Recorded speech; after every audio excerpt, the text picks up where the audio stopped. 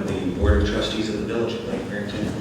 It is Tuesday, November 12th, 2019. It is 7:08, and I will ask the clerk, as she hurries back to her chair, to please call the roll. President Richardson? Here. Trustee Burke? Here. Trustee Mitchell? Here. Trustee Perkins? Here. Trustee Rigby? Here. Trustee Schaller? Here. Trustee Thompson? Here.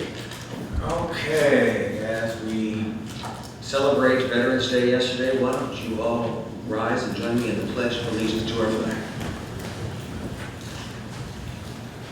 I pledge allegiance to the flag of the United States of America and to the republic for which it stands, one nation, under God, indivisible, with liberty and justice for all.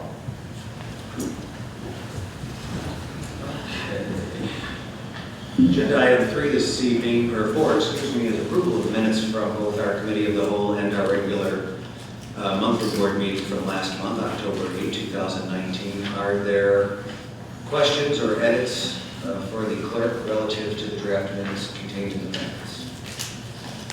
There being none, Chair would like a motion to approve the block agenda items 4A and 4B, minutes of the Special Committee of the Whole, October 8, 2019, and minutes of the Board of Trustees, October 8, 2019. May I have the motion? So moved. Trustee Schaller, seconded by Trustee Thompson. Thank you both. All those in favor? Aye. Thank you very much. Under the President's remarks, we got a bunch of good stuff. We have a lot of special guests here tonight, but I want our clerk to acknowledge and introduce one of the special guests here tonight, because one of the great joys of being a parent is embarrassing your children in public. I'm sure she's thoroughly embarrassed right now. Yeah. I'll give her my daughter's phone numbers. My daughter Sophia is here. She's a senior at Barrington High School, and she needs to be here for her civics class. It's a requirement that she come and see what it's like to be at a board meeting. So, in your best behavior, please. Man, first time for everything. I'm going to actually go out of order. We're going to hear from Lake County State's Attorney Mike Neerheim in a moment, but I want to go to 5B, the Wakanda Fire District donation, and I'll ask the board to go out of order to agenda item 15A, and then go back to 5B. 15A under new business is the Wakanda Fire District is in need of updated cardiac life support equipment. The equipment goes into every one of their ambulances and fire trucks. The donation of $6,412 from developer impact fees will assist the fire district in providing this critical life safety equipment. I'll ask the administrator if she has anything further to add on that. No, that summed it up. Marvelous. Then Chair would like a motion to donate $6,412 of developer impact fees to the Wakanda Fire District for this purpose. May I have a motion? So moved. Trustee Schaller, seconded by Trustee Thompson. Thank you both, gentlemen. Clerk will please call the roll. Trustee Schaller? Yes. Trustee Thompson? Yes. Trustee Burke? Yes. Trustee Mitchell? Yes. Trustee Rigby? Aye. Trustee Perkins? Yes. President Richardson? Yes. Now we're back on 5B, and I will yield to my colleague, Trustee Schaller, who chairs Police and Fire for us. It's my pleasure. I'm a regular attendee for the Wakanda Fire District Board meetings, usually held on the third Thursday of the month up at Fire Station number 1. It's a great organization led by a great fire chief, but with regards to this, the village requires developers to make contributions in land or money based on recognition of development's increased demands upon existing fire, rescue, and emergency medical services. The village may in turn make available contributions to other government bodies that are affected by that subdivision. In recent years, development in the Wakanda Fire District service area has generated fire impact fees, and they're due to expire soon. The village uses these fees to pay for our reverse 911 system. The contribution amount, we just authorized at $6,412, is what will expire if not expended. Wakanda Fire District is in need of updated cardiac life support equipment. This equipment goes into every one of their ambulances and fire trucks, many of which pieces of equipment residents of Lake Barrington frequently see running down their street and taking care of them. So the donation of $6,412, while a small amount, but yet something from the developer impact fees, will assist the fire district in providing this critical life safety equipment. I believe you have a demonstration of what we're talking about. Chief Dave Gary, Fire Prevention Chief Mike Duvall, and Battalion Chief Devin Ewert. Battalion Chief. So show us what you have, and we'll even pay you for the demonstration. Mayor and board, thank you very much. We really, really appreciate what you've done. And before I turn it over to them for the real important stuff, I want to tell you how much we appreciate the support we get from your community. Karen, we appreciate what you do help us with. It's really a great relationship, and we're just happy to be here, and we want to thank you again for what you've done for us. So I'm going to ask the Division Chief Diwali to speak about the equipment, and Battalion Chief Mueller, before he runs out on a call, to just show you a little bit about it. Real quick, we as a fire district, we cover parts of 8 different communities. This is really wonderful that we're able to receive this, because we've been a long time since we received any sort of donation like this from any community, so we really appreciate it. We go on roughly 4,300 calls a year, and looking at the data today, we go on so far from January 1st to today, it has been 275 calls to this village. And that's only ambulance calls. That's not including the different CO calls or fire alarms, or unfortunately the fire earlier in the last month. Of those 275 ambulance calls, 90% of them get put on this cardiac monitor for this village. Interesting part of what I learned today, running the data that I was able to gather, about 50% of our population is considered elderly throughout our district. We have about 50,000 residents, so 25,000 is considered elderly. And typically when we go see an elderly patient, we bring them to the hospital, it's required by whatever hospital we're going to, typically Good Shepherd, that they get put on the heart monitor, even if they fell. It's a requirement. So these get used at least 90% of the time, right, Chief Mueller? That's correct. So I'll turn it over to him. So with these monitors, they're very similar to your cell phones with technology. Our monitors that we have now are about 11 years old. So if you can imagine a phone that you had 11 years ago was probably a flip phone. Maybe an XL. Right. So, and also with times come different changes in standard of care. So as we've grown, we've needed more things.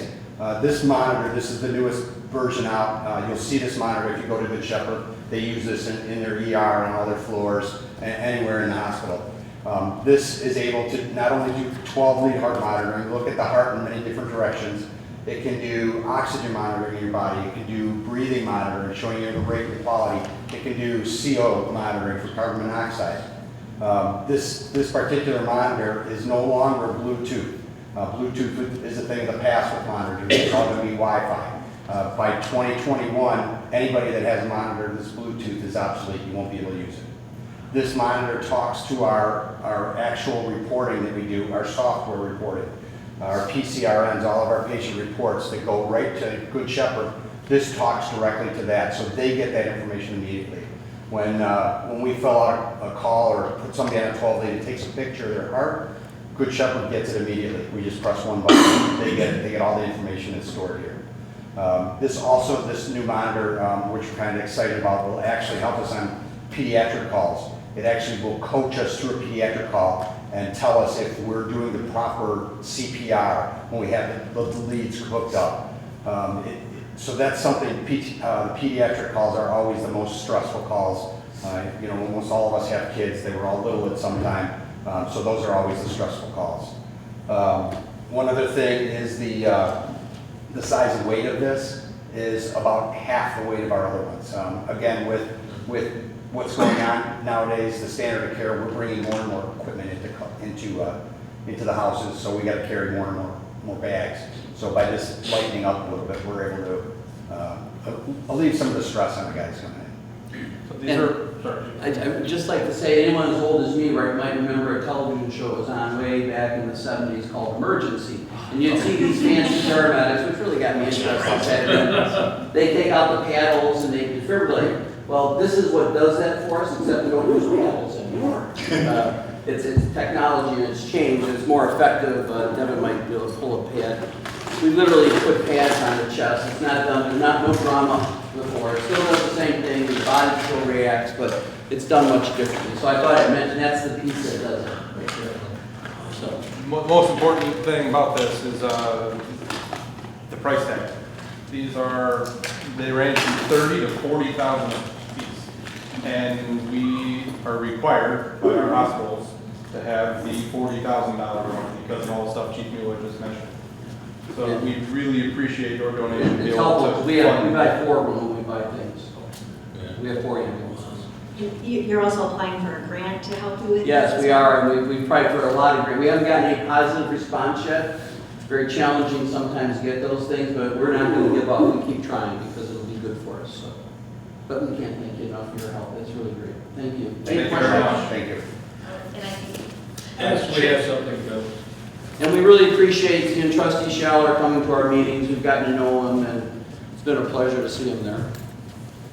Keeps us in line. It's a pleasure to be standing up when I'm there, too. Chief, Thanks very much. thank you We very, really very appreciate kindly. it. Thank Much you. appreciated. Thank you very much.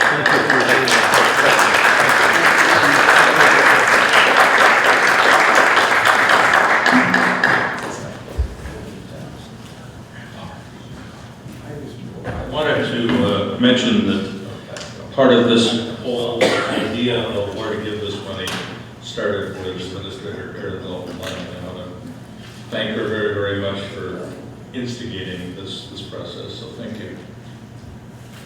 Thank you. And we're grateful to you and the teams that you lead in protecting and serving the community. We're very, very grateful. My late cousin, Amy Ledford, taught most of the paramedics in the county and got to know a lot of you all through that, as well as through my service here today. We're very, very grateful. Very, very grateful. Thank you. Before I introduce our state's attorney, or actually ask one of our village leaders to do so,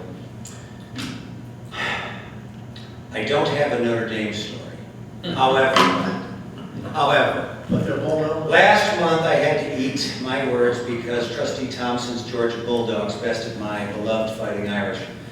Now, last weekend, my Irish had a little better outcome down in Durham, North Carolina with Trustee Mitchell's Duke Blue Devils, but I didn't want him to feel left out. So I went to the Duke bookstore and I got him a Duke University Blue Devils coffee mug. Unfortunately, the handle I don't think survived the airline trip home. So you need a little bit of a super glue, but the goal is to have you think of this so that when I lose, I buy dinner at Zaza's. When I win, I get coffee mugs. So. Well, thank you very much. Well, Duke, like Notre Dame, is very much of the situation where it was very easy to get in years ago. A lot of us couldn't get in again. I saw the Divinity School where you studied and got your master's, and the chapel was just beautiful. The campus was spectacular. Autumn leaves were still out. You know, it hasn't been bitterly cold down there yet like it's been here. So my first time there, but it won't be my last. It was More trips down there, and I do really appreciate the mug, and it is an authentic football mug because it's broken like the football team. I found another one for myself. It wasn't a sports motif, but they have this, it's a very artsy community in Durham. And they had coffee mugs with famous expressions, including the great American author Oscar Wilde, who said, "Be yourself. Everybody else is taken." Okay. Excuse me, I would just like to notify our distinguished president that because they did win at Duke, that they are bowl eligible. I know. Order of the day. That's what it is. You guys should have beat South Carolina, not us. That's the problem. In the audience this evening is a community leader who serves on our Ethics Commission, Diane Geisler. I'm going to ask her to come up and introduce our state's attorney, just briefly, and I appreciate it. You know, in this job for over many years now, I've gotten to know all the countywide officials, and I've been very impressed. Diane hosted something at LBS at the golf club a couple of weeks ago, And there's a topic that is timely for all communities everywhere, large and small. And Mike has been a terrific stalwart on the issue of the opioid epidemic and its consequences. But his office does a lot of other things for us well. So Diane, just any quick words of introduction you'd like to offer? I just want to say that I am honored to introduce Mike to the group, and I don't have anything more to say. He speaks very well on his own, so. Thank you. Welcome, State's Attorney. Thank you. Thank you for having me. It's an honor to be here. It's an honor to serve this community along with the rest of Lake County. I'll be brief because I know you have a long agenda, but I wanted to touch on 3 issues. One is, as you indicated, the opioid epidemic and what we're doing in the state's attorney's office and as a county to try to address that. So certainly we know we're in the midst of an opioid epidemic that is affecting not only the entire country, but specifically Lake County and every community in Lake County, including this one. Some of the things that we've tried to do to address it are, one of the first things we did was to make sure all of our police first responders had the antidote to an opiate overdose, which is naloxone.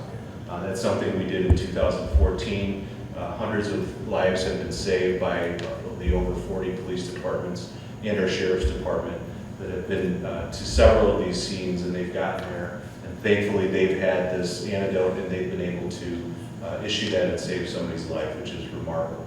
But we have to make sure we're following those saves up with treatment. So a program that kind of was born out of that is a program that we're very proud of, and it's called The Way Out. And I'll back up just briefly before I discuss what The Way Out is. In the court system, we have several programs that are designed to help people that get caught up in the criminal justice system because of either an addiction or a mental health issue or a combination, oftentimes, of both of those things. So we have a mental health court, we have veterans court, we have our drug court program, we have an opiate diversion court, felony diversion court. These are all wonderful programs that are designed to help people address whether it's a mental illness or an addiction or both, and get them back on their feet without having them in the criminal justice system or incarcerated. They're wonderful programs, but they all require you to get arrested before you can get access to the services. So we thought, and again, with seeing the impact that we were having with the naloxone, what if we could get to people that were struggling with any addiction before they committed a crime to feed that addiction and ended up in the system? Because most people that struggle, again, this was born out of the opioid epidemic, but it's for any addiction, including alcohol. People that struggle with these addictions have these windows where they decide on their own that they don't want to live that life, they want help, they want resources. That window where they decide that they want that help may only last for a few moments. It may happen in the middle of the night, and most people really have no idea what resources are available to those folks. So we thought, well, we modeled this program after a small town on the East Coast called Gloucester, Massachusetts, where a local chief decided to open his doors to anybody that wanted help. And we saw the promise in that, and we wanted to build a program for the entire county. And it's called The Way Out, and the way it works is anybody at any time, from anywhere, when they're struggling with addiction and they want help, can walk into a police station and simply ask for help. If they have drugs or paraphernalia on them, as long as they come in voluntarily, they are not arrested, but rather there's a protocol that's initiated involving our local health department and all of our treatment providers and all of our area hospitals where that person is routed into treatment. The Sheriff's Department is a proud member of that. I know they're here tonight. They're an entry point, as well as the Wakanda Police Department, which is probably the other closest entry point police department to this community. We are approaching 700 people in Lake County that have walked into the doors of police stations and simply asked for help and have gotten put into touch with treatment. So that's a wonderful program, in addition to other programs like our pill disposal network that we have in over 30 police departments in Lake County, where people can drop off their unwanted or unused prescription medication. Text to Tip is another program that is designed for primarily young people, middle school age and high school age, where they can send a text anonymously and reach out and basically ask for help and get put into touch with services. Tens of thousands of young people in Lake County are using that program. So those are just a couple of things that are going on in the opioid front, in addition to the fact that a couple of years ago, on behalf of all of Lake County. I filed a lawsuit against some of the major pharmaceutical industry, bad actors in our opinion, that have caused, in my opinion, a large part of this epidemic. So we're trying to hold them accountable. And I'm sure you've read news accounts of those lawsuits that are happening all over the country. Secondly, another issue that's important to me, and I think certainly your community, is vaping. I know we have a high school student here today, and we have, I hear from a lot of high school teachers and parents of high school and middle schoolers that tell me that vaping is a big concern of theirs. It's happening all over Lake County. It's happening oftentimes in schools. Young people are ingesting massive amounts of the third most addictive chemical on the planet, which is nicotine.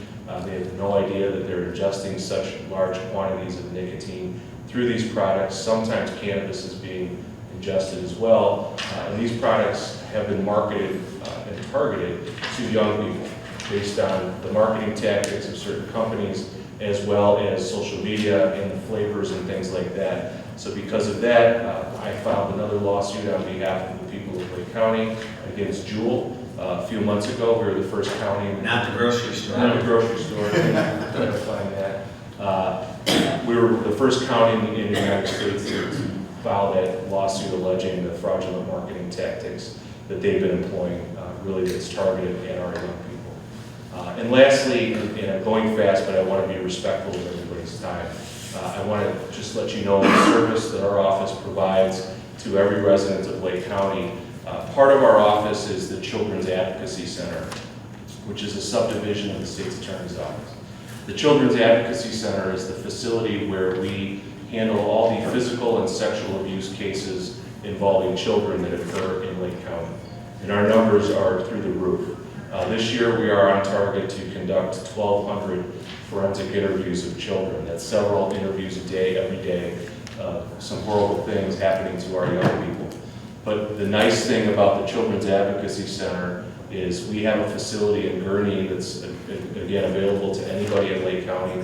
All the police departments in Lake County use the facility. It's designed to be, on the inside, a comfortable, inviting place for those children when they come in to be interviewed. It doesn't look like a typical government office. It doesn't look like a prosecutor's office. The interview rooms are age appropriate. They're designed to look like a living room. More importantly, though, in terms of not just the space there, but the staff that we have working there. We have some very highly trained prosecutors, investigators. We work with DCFS. We partner with the Sheriff's Department, our health department, and many social service treatment providers to make sure that we're bringing all the services that we possibly can to help these children and their families when they're going through this terrible situation. And lastly, I brought him with me tonight, along with Carrie Flanagan, who is the executive director of the Children's Advocacy Center, who lives in this community. But with her is one of my favorite staff members. I won't say he's my favorite because Carrie's here. His name is Mitchell, and he is our comfort dog. And Mitchell is part of the State's Attorney's Office staff. His job is to be there with the children when they come in to be interviewed if they want. He's a very highly trained animal that was donated to us by an organization out of St. Louis called Duo.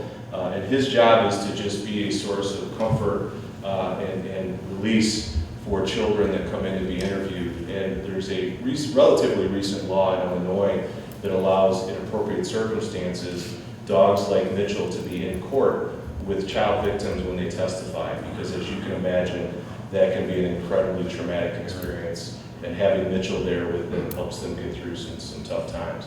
So he's been a great addition to our office. We have, he got lonely, so we brought 2 more dogs in, so there's 3 dogs total that are part of our staff, and they help the victims that we serve, they help their families, and frankly, they also help our staff because they see and deal with some pretty horrific things on a daily basis. So having the dogs in the office has been a wonderful addition. How long does it take to train an animal to accomplish that mission? So his training takes 2 years. He comes to us at 2 years old. The first part of his training, interestingly, is done in a prison in downstate Illinois, where puppies are sent to certain wings of the prison where inmates bring them in and they care for them and they do the first part of the training, which helps the organization, but it also helps those inmates because studies have shown that the wings in the prison where they have these, and imagine a lab puppy in a prison cell. There's few things cuter than a lab puppy, but violence in those wings of the prison goes down. The recidivism rate for people that are part of the program goes way down. It gives those inmates a sense of purpose and a sense of calm, and it's just a wonderful program. So Duo is a great organization that has donated 2 dogs to the state's attorney's office, and we couldn't be more thankful. In addition to that, all his veterinary care, his food, everything including his dog biscuits are all donated by a local company. So it's just a great example of the community pitching in. How do you determine when to deploy? So he is, we don't force Mitchell on anybody. So some kids come in and they may be afraid of dogs, they may be allergic, and it's just if the child, we make everybody's aware that he's there. In fact, he's become somewhat of a celebrity. Kids will come in and ask if this is the office where that dog works. So there are a lot of kids will come in and they're scared and they don't want to be part of they don't want the dog there, but then they'll see Mitchell and they'll kind of break away and go, and pretty soon they're hugging him, and I can tell you some pretty heartwarming stories of kids that come in that are absolutely terrified, but once they see him, they're able to open up and tell their story and help us bring justice to those cases. So it's just a great program, and we couldn't be more proud of it. It is our custom when we have distinguished guests to go around the circuit and let trustees make comments or ask questions. I'll begin with Trustee Mitchell. Thank you very much. Hey, this is fabulous. And now that you brought Mitchell out, He was named after you. he was named after me, so that's fabulous. But I do know how much comfort the dog can bring personally, and it's fabulous and quite a bit. I'm also incredibly impressed by how progressive you've taken the office and what we're doing here. I read about the story with the inmates taking care of the dogs, who raised the dogs, and how those recidivism, I mean, all these things dramatically improved, and I think that's a real start. One question I had was, I spent some time in New England, and in Massachusetts, the governor decided to ban the vaping, the sales and everything, and I wondered if that's an option to look at, because from experience, the Juul product has been around and has been in and out of the high school here. As a guest teacher occasionally, I see them and know when the kids come into the car, they'll leave them. If they get in the parking lot in the afternoon, they'll put them right back in as they head out. Right. And slide them into their computers to charge them. And the irony of them having a MacBook from the school district and plugging their Juul cartridge in and charging it there in the classroom it's very frustrating. So I'm quite concerned about this. I just wonder your future. So I have, part of the goal of our lawsuit, in addition to helping recover damages, is to raise awareness about the issue, which I think we've accomplished, or at least started to, because there's been a lot of discussion about this, and not because of our lawsuit, but right after it was time, unfortunately, we started to see, or right after we filed it, we started to see those situations of people dying, or young people being brought into hospitals with severe lung trauma, right here in Lake County. There is legislation that's pending right now in Illinois that would ban flavors, because some of these flavors we're talking about, cotton candy, pink lemonade, watermelon, creme brulee, this is billed as sort of a smoking cessation product, but I really don't think, creme brulee or cotton candy is something that somebody that's a lifelong smoker would be interested in. And most importantly, the nicotine that's in one of these products. So one little Juul pod is a pack of cigarettes plus 20%. And a lot of young people that we talk to don't even know that nicotine's in it. They don't realize how addictive it is, and they develop this addiction to this chemical.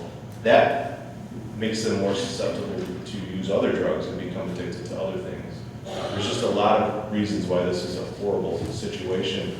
And in addition to the nicotine, there's 35 chemicals in these products that are known lung irritants, several of which are carcinogens.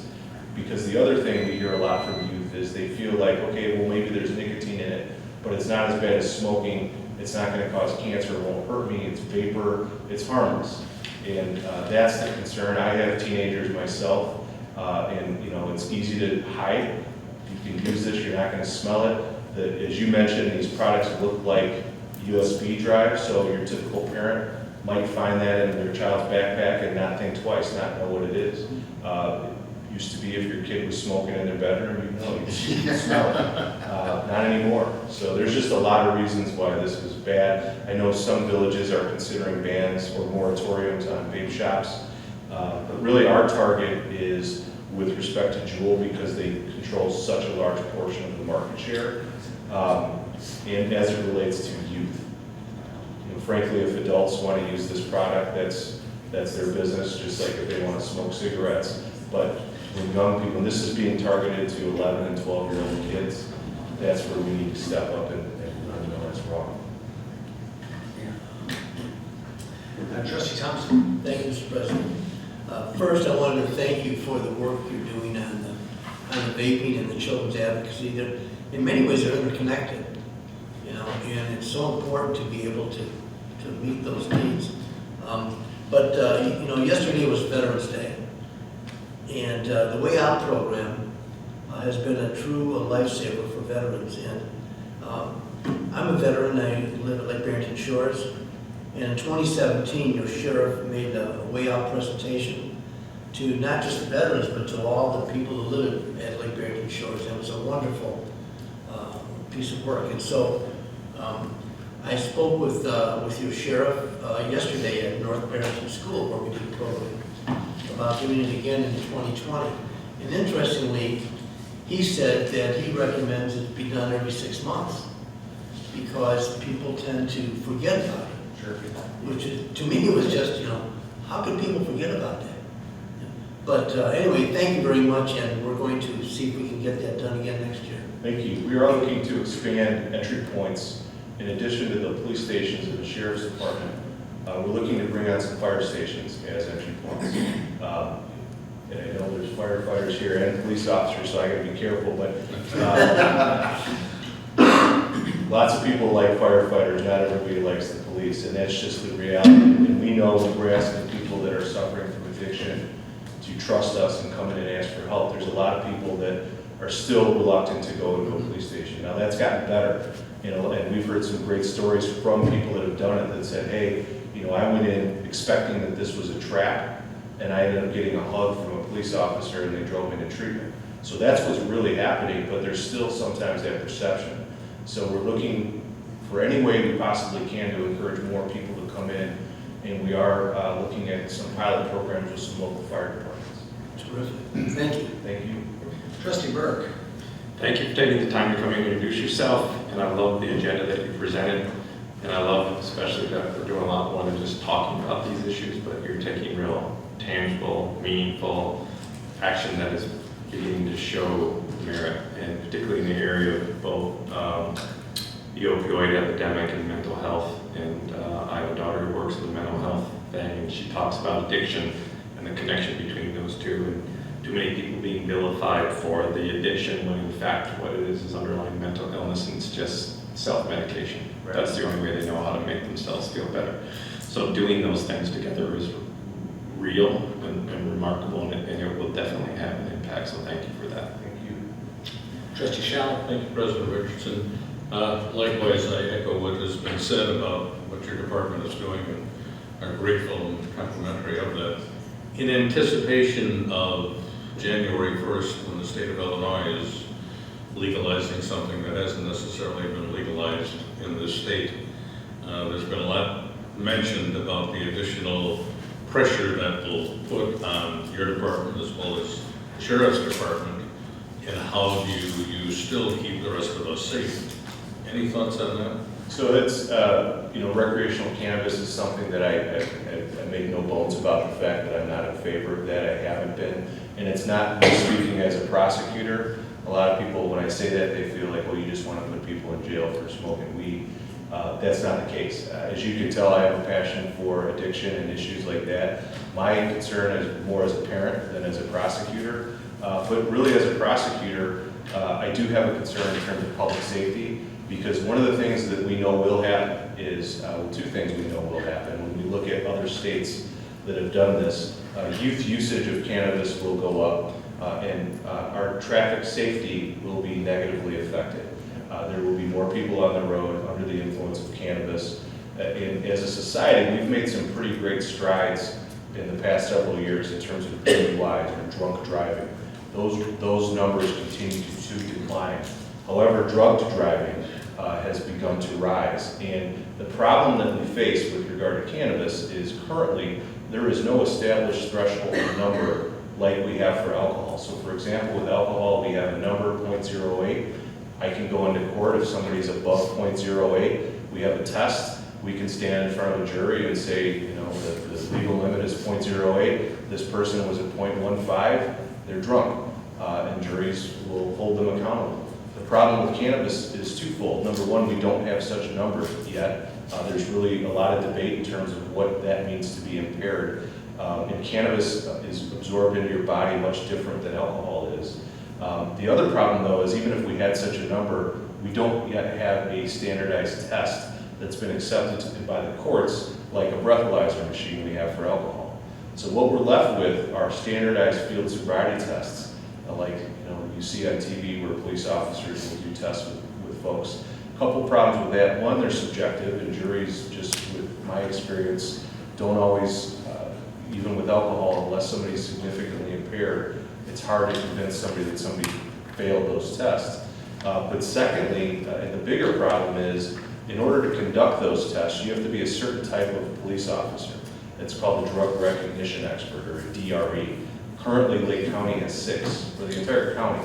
And we have more than most counties in the state of Illinois, and we still have, we're just not ready for this. So we've been asking our legislature, first we essentially begged them not to do this, but said, look, if you're going to do this, wait, because law enforcement is not ready. And unfortunately they didn't. So we are scrambling to get as many officers as we possibly can certified as drug recognition experts. That's going to take time. And we're also working to find that magic number and then get some sort of test that's going to be admissible in the court so we can hold people accountable that do drive while they're impaired. Do you have any idea time frame? No. Objective, no. And certainly not by January 1st. Yeah. And I wish, it's just unfortunate, but I think it's going to present some challenges for law enforcement. Yeah, I definitely agree. Well, thank you. And I'll tell you this too, because this was sort of sold as a jail reduction process. Our jail population on January 2nd will go down by 0 people because there's nobody in jail right now for smoking a joint. So that was a bit of a misnomer. Well, it's New Year's Eve. Even if we were to do it today. I'm going to forgive all those people that have been arrested anyway up until that point. Right. You're the trustee, Ricky? Thank you, Mr. President.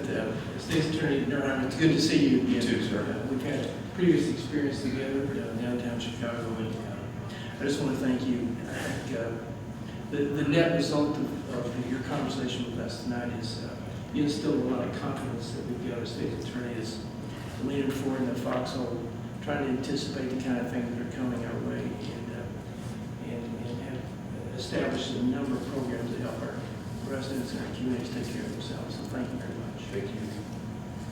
Thank you.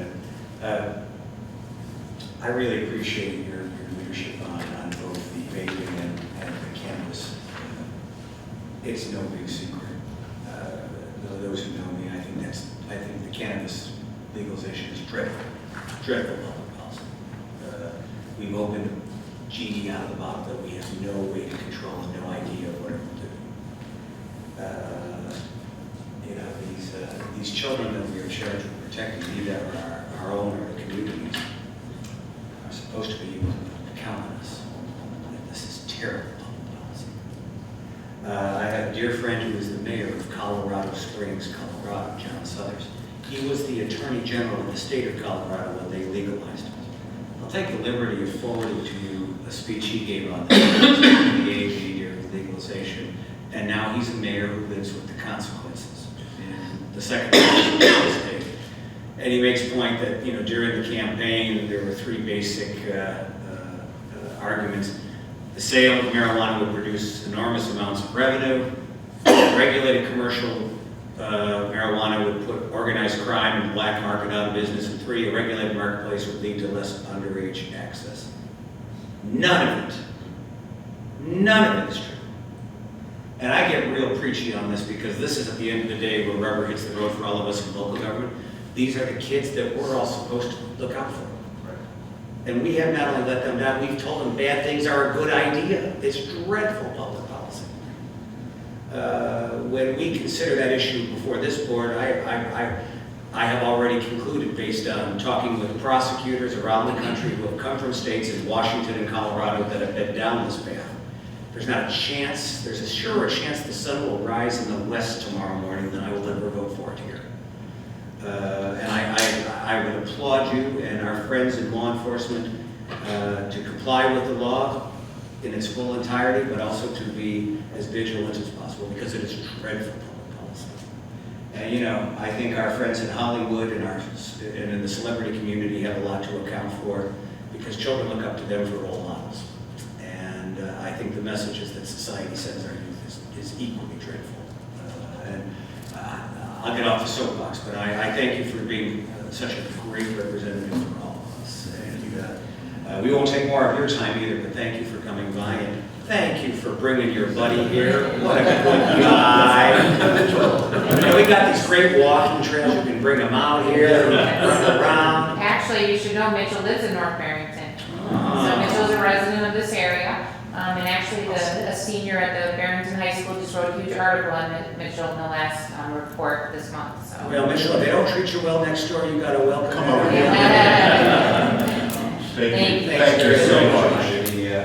Good night, Mitch. All right, we are going to move to agenda item 13 because we have. I'll move to agenda item 13A. This is for a variation for international decorators. And Mr. Toes, would you like to come up, please, and visit with us on this?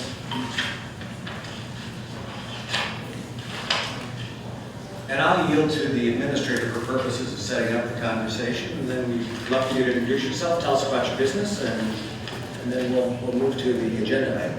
Sure.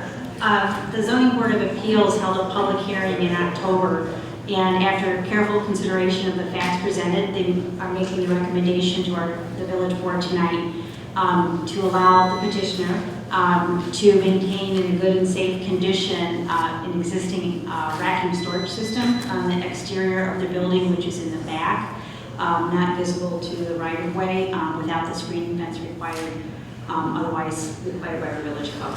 So they had a very robust discussion. It was, Mr. Mendoza has submitted all the extra documents that the Plan Commission requested, and we've had BNF Inspectional Services go out there, and they said everything was in fine order. And so the recommended action tonight is to approve the ordinance granting the zoning variations presented. Chair will also recognize council for any comments you may wish to make on this. No, I just enjoyed hearing, I attended the zoning board. I enjoyed hearing the history of your family and the business. I think it's been a long contributor to the village, and this is the least the village. Welcome. Please introduce yourself for the record and tell us a little bit about the business. Sure. Thank you for having me tonight. My name is Butch Pentozzi. I'm the CEO of International Decorators. My father founded the company in 1952. Today we serve basically southeastern Wisconsin, certainly the northern half of Illinois and northwest Indiana. We do steel stud framing, drywall hanging and taping, and acoustical ceilings. We're a union shop. We have approximately 300 employees. Approximately 35 are our office, superintendents, accounting, warehouse staff. I had stated my father owned the business, founded the business in 1952. Myself and one of my brother-in-laws purchased it in 1996, and we have just gone to third generation, where my brother-in-law and I don't have any family members in the business, and we formed an employee stock ownership plan for our non-union members, because an ESOP is really a retirement plan, and our union field had their pension plan. So our 35 office staff are now the owners about 20 months ago. Wow, fantastic. Well, I'm happy to yield to trustees for questions. Trustee Rigby? That's impressive. I had a good friend that had a business, a restaurant. He turned it over to the two chefs, and they're still doing well. Anyway, I look forward to hearing the ordinance as we read it, and appreciate you coming here tonight. Thank you. Trustee Schaller? Again, I echo what Trustee Rigby indicated, employee-owned, but that's kind of, you don't hear an awful lot about that happening in this day and age, or ownership and people that had a company that even thought about doing that. So I compliment your process and wish you all the very, very best. Who would be your prime clientele? You said Southern Wisconsin, in this area. Who do you actually, who's your target? Sure. All of our work, or 99.9% of our work, is done through general contractors. So ones that you most probably would hear of is Walsh Construction, Power Construction, Pepper Construction, Turner Construction, Mortensen Construction. So we do very large facilities. If you ever go up 94 towards Milwaukee, there's that 2 million square foot Amazon distribution center. We installed all the drywall and acoustical ceilings in there. We do a lot of tenant build-out work in downtown Chicago and also in the suburbs. So pretty much anything. Wow. And that's all starting here in Lake Barrington. Thank you very, very kindly. Yes, Appreciate welcome. it. Thank you. Yeah. Trustee Burke? Well, thank you for being here. It's fascinating to hear your story. It's another one that I put in the category of, I didn't know this business was here like in our village. And that leads us to, I chair our Economic Development Committee, and one of the fingers of that approach is to really do more outreach to our business community. So our three-pronged approach is help the businesses that we have here by supporting their growth and being good stewards of them. One is to attract new business here to generate additional revenue for us. And then the third is to really just make it easier to do business with us. And part of this is an outreach, just learning how many businesses do we have? And we have, I'm not putting you on the spot, but 400, 200. over 200 businesses. And, there are some that are obvious, but there are many that, to think that you've been residing here and doing this kind of great work, literally sort of like under our noses. It's exciting to meet you and learn about your business and what's going on. So, and we're going to continue to do our outreach. But in there's an invitation. If there's things of this nature, what we would like to stake our reputation on is if you bring us a reasonable request, hopefully we're going to give you a reasonable answer. And hopefully that's what this is proving out for you tonight. So, Great. Thank you. It is. Thank you very much. yeah. Trustee Thompson? Thank you, Mr. President. Well, who knew? It's just marvelous to see the kind of business that you have. It's just a great business, it seems to me, and to have you in Lake Barrington is just terrific. Thank you very much for being here. And as Trustee Brooks said, we're more than willing to help you grow your business as we can. Thank you. Thank you very much. Trustee Mitchell? Thank you, Mr. President. You're older than the village. Not you personally, your business. Careful. 1959. Yeah. So that's impressive, and you are exactly the kind of business that we'd like to see survive here and thrive here, and it's what we want to offer, an opportunity for a company to come here or to start here and to stay here, which is fabulous. And this is sort of the closing of the loop for me, because I think we were out on some other errand with the village administrator driving around, and she's like, oh wait, I want to go by here, this address. And, you know, you're doing the usual thing in Pepper Park, trying to find the address as you go down. Is it industrial or commercial, or which one is this?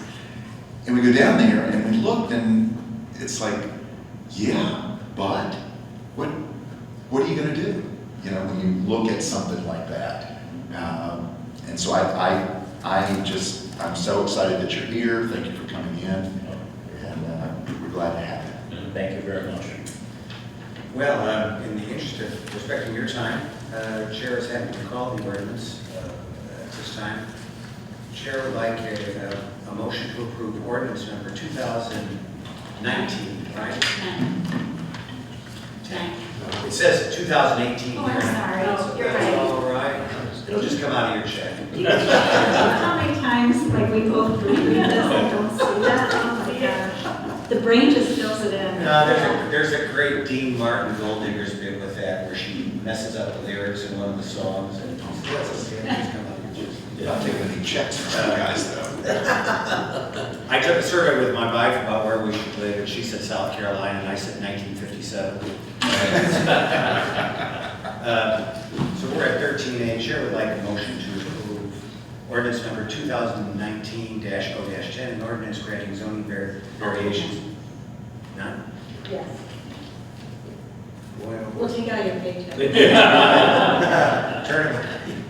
I'm going for it there. That's the benefit of having a frugal village treasurer. That's a motion to approve ordinance number 2019-0-9. Hallelujah. An ordinance granting zoning variations as presented. May I have a motion? So moved. By trustee second, please, by trustee Mitchell. Thank you both. Clerk will please call the roll. Trustee Burke? Yes. Trustee Mitchell? Yes. Trustee Rigby? Aye. Trustee Schaller? Yes. Trustee Thompson? Yes. President Richardson? Yes. Thank you very much. We're delighted you're here. Thank you very much. Thank you. Thank you. We're also going to recognize Lori Kane from Tree Time. And do we have an agenda item, Karen? No. Well, we're customers, as you know, and you have saved an awful lot of arguments in my household over many years because the notion of buying a real tree and putting lights on myself is one that leads to great stress between Mrs. Richardson and me. So Tree Time has had a very beneficial effect upon the quality of my life, and I appreciate the great products you provide us. Welcome, and tell us about the business and how it's going. Getting ready for the holidays. Well, the holidays are here with the snow and the cold and everything else. So, yeah, we've been open since the day after Labor Day, and people often ask us if we're open all year, so we're open the day after Labor Day until second week in January. And we're selling all the artificial Christmas trees, wreath, garland, and all the nice things. So it's our goal to have people come in and get the holiday spirit and be inspired to set up a lot of different decorations and have a lot of different vignettes to give you ideas of how you might want to decorate. So, Is there anything new in home Christmas decor this year that you would like to call public's attention to? well, everybody's kind of been seeing this is another thing that helps solve couples' dilemma of arguing is the color change lighting is going to become more and more popular, where one person wants clear lights and one person wants multi-lights. So we have quite a few models now with the color change lights, and they twinkle, and we have some functions that are kind of cool. Yeah, that's kind of one of our new things that's coming out. That's fun. It's a great display to come down and see the showroom. You really set up nicely. Thank you. We'd love to have everyone come on out and just come. We have coffee and cookies on the weekends and stuff, so just come check it out and get in the mood. That's right. We want everybody in the viewing area to buy lots of stuff there. Yeah, come on in. Support your local community. Chair will recognize trustees as interested for making comments or questions at this time. I want to thank you and Tree Time for putting Lake Barrington on the map, because so many businesses or whatever call themselves just Barrington. Every time you're all over TV, you're all over everything, and you really have helped number one, promote your business extremely well, but also promote where you are, and I'm so appreciative of that. And I'm so sorry, I understand Dean Richards was there last Sunday, and was there a couple of years ago when he did a show from your place, and that's just another, you have a good association with WGN, and it's just, you do things very, very well, and I'm so happy you profited from that and continue to grow, and you're a great asset to our community. Well, thank you. We love WGN and all of our media advertisers, and we do in all our stuff. We love to say Lake Barrington, so we're trying to make it a destination. Yeah. Yeah, that's terrific, thank you. But, I must say, this year you've made a lot of changes to the way you're displaying things. Yeah, this year, we used to have all the trees kind of lined up at the back, and this year we kind of put the trees in groups, and we made it more like a park or a forest. So it's really fun to go in there and just kind of wander through. It's kind of like, it's actually, if you look out from above, it's like wandering through a park. So the trees are all displayed a little bit differently, and every year we tear down the showroom and we start over. People ask us, just take the whole summer off, but no, we tear it down, we start doing our themes, and we try to make it look different. So this year we really did a lot of changes, which people have really responded positively. Good, because it's really nice, but I have one complaint. You had to get rid of the Dodge. We did. Yes. We Yes, did. That was Randy had helped us with getting that car, and but the problem was it was starting to really rust out. And, Well, I hope you get another one. well, yeah, so we're going to be working on that. So, And also, as I said earlier, I hope my wife gives her a coupon. okay, I hope so too. Somebody had, I saw recently, somebody has a convertible Mustang. Yes, we love that. We can put Santa right in there. Right. It's red. No. Oh no, it's metallic. Great. Further questions for our guests or comments at this time? Well, we wish you continued success, and please know that the welcome mat is out here for you. Thank you so much. We appreciate all of your support. So Thank you. Thank you. Merry Christmas. Yes. Yeah, right, That's yes. right. Happy New Year, Happy Hanukkah. Happy with it. I think that takes care of it. Have we got everything here? Yes. Okay. Well, then one last thing. So I found a new website for married jokes. Oh, no. Therapist says to the husband, your wife says you never buy her flowers. Is that true? Husband says, to be honest, I didn't know she sold flowers. Oh, yeah, I got a million of them. Agenda item 6 tonight is a welcome respite for my colleagues here. It's the first opportunity in the agenda for the public to address the board on non-agenda items. Is there anyone seeking recognition? Fortunately, you just cleared the whole place. Yeah, but This joke did it. isn't the first time. Okay, there's no one seeking recognition, so there's no consent agenda. We can move to agenda item 8, the treasurer's report. Mrs. Hirsch.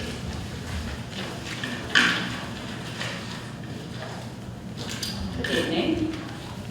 So you have the financial statements for the 5 months ended September 30th, 2019 in front of you this evening for your approval.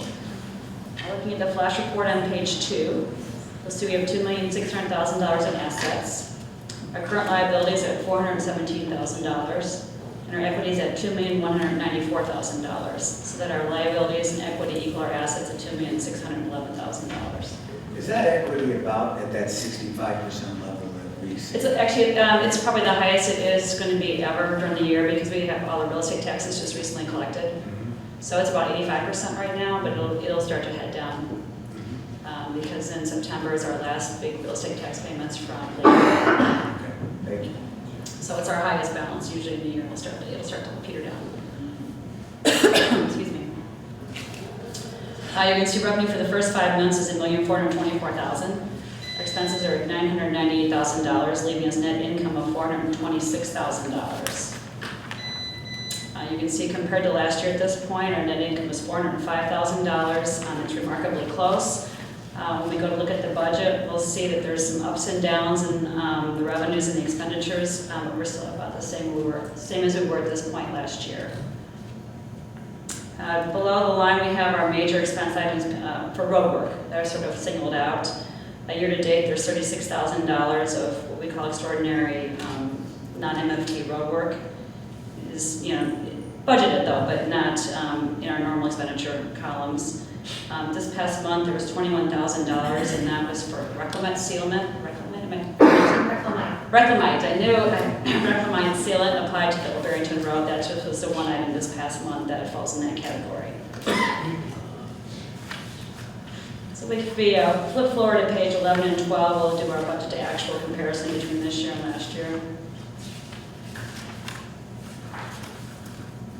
So we're about 40% through our fiscal year, and you'll see 3/4 of the way down the page, total revenues are at 47% budget to actual.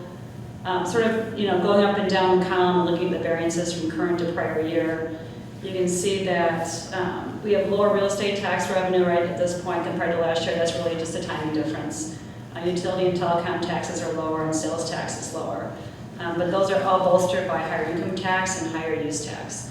So we're ending about the same where we were last year with some movements in those different revenue numbers. There's also a big miscellaneous revenue this year. It's sort of unusual to have that large of a number of miscellaneous revenue. I haven't seen 812% variance in a long time. Well, right. So that's largely made up. We had a healthy ComEd, a healthy hedges contribution that was $8,500. And then we had a fine paid by Wells Fargo that was $7,300, making a big portion of that miscellaneous revenue.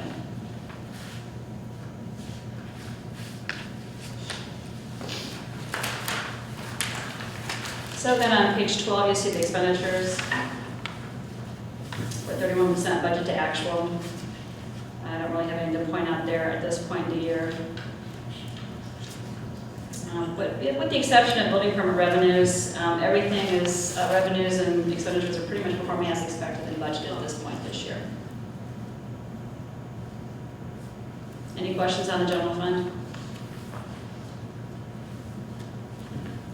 Okay, I'll move to page 13, that's the motor fuel tax fund. We currently have $314,000 in current assets. This fund usually grows about $11,000 a month. We've had 2 good months now of receipts from the transportation renewal fund. Once again, coming in ahead of how IML was projecting, closer to 80% higher than they were projecting 50% in addition to our normal distributions. It's closer to 80%. So we've had 2 months of those distributions, and so we'll keep an eye on that to see if that continues. That is definitely good news that's continuing in that fund.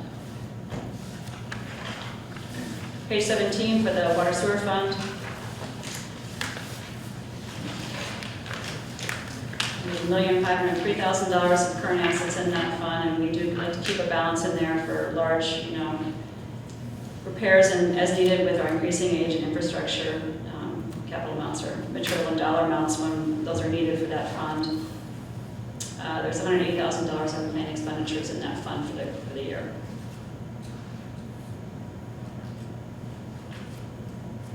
I have no further comments. I'm happy to answer any questions on the funds before I get to the warrants. Questions, Treasurer? Okay, the warrants are actually a fair number of what we call sort of unusual, non-typical monthly expenditures that are here for your approval. The first, there's 2 invoices to Applied Ecological Services. Those invoices total $6,027.50. And that was for OSLAD work, related work at the federal property. So those will be reimbursed through the OSLAD, through the OSLAD grant. Correct. Blue Sun Ecological Services for $10,080, and that was for work related to the Healthy Hedges project. Yeah, and again, I'd like to just point out that Please do. $500 in grants for going to pay a big portion of that too. Yes. Along with the donation, we received a $2,000 donation from the Park District as well for that. Wasn't CFC, didn't they? CFC is combined with that, and some of the bushes. Thank you. So, and then Client First Computer Consulting, that was for $3,586.69. That's for IT consulting work in Village Hall. Edmund Masonry for $3,550, and that was masonry work done in the building. That's a follow-up to the building assessment plan done by Sharp Architects. We have our bill for IML RMA, that's our annual insurance, $31,923. That's all the insurance excluding the employee health and dental, so liability, workers' comp, etc. You have a final pay request for Peter Baker and Son, and that was for the Anderson Road project. The final amount paid in total will be $145,000. The budget amount was $170,000. SKC Construction, that bill is for $16,792.30. That was a crack ceiling, of which Cuba Township is to reimburse the village for $4,611 of that. And finally, for the general fund, there's $6,412 to the Wakanda Fire District, which was earlier approved this evening, and the check was given to the fire district. That's for the general fund. For the water sewer fund, there's 2 checks totaling $66,230, and that was part of the SCADA upgrade. And to date, $74,000 of that has been spent of the $165,000 budget. And then I would just like to point out, warrant B this month is for travel for 2 employees. It's in accordance with the Lake Barrington's travel, meals, and lodging reimbursement policy. We have listed out all the expenses for 2 employees' travel. That requires a separate roll call vote. That's why it's on the warrant by itself this evening.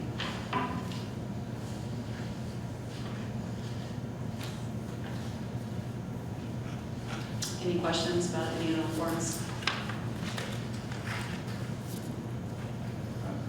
Further questions for the treasurer? Thank you very much. Anything that you see on the horizon of note that we should be focused on? Not really, actually. It was the very, very short-term horizon. I think there's a little wording before you get to the tax levy resolution. Okay. The wording in the action needs to be just looked at. Look at the wording in the action for the 14A.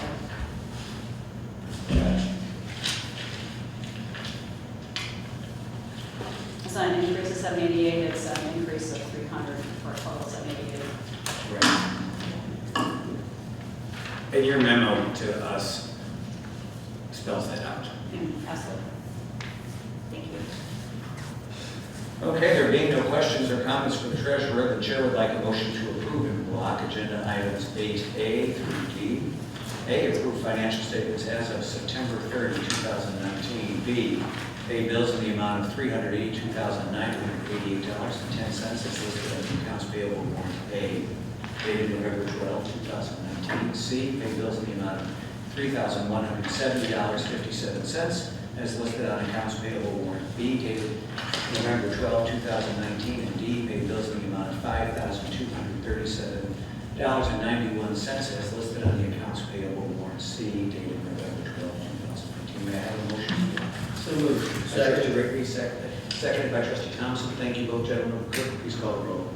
Trustee Rigby? Aye. Trustee Thompson? Yes. Trustee Burke? Yes. Trustee Mitchell? Yes. Trustee Schaller? Yes. President Richardson? Yes, thank you. Agenda item 9 this evening is the administrator's report. Sure. Thank you for just approving my conference expenditures. At the ICMA conference last month in Nashville, and I wanted to thank the board for giving me the opportunity to attend this continuing education conference. It's a great place to learn and to network with other administrators.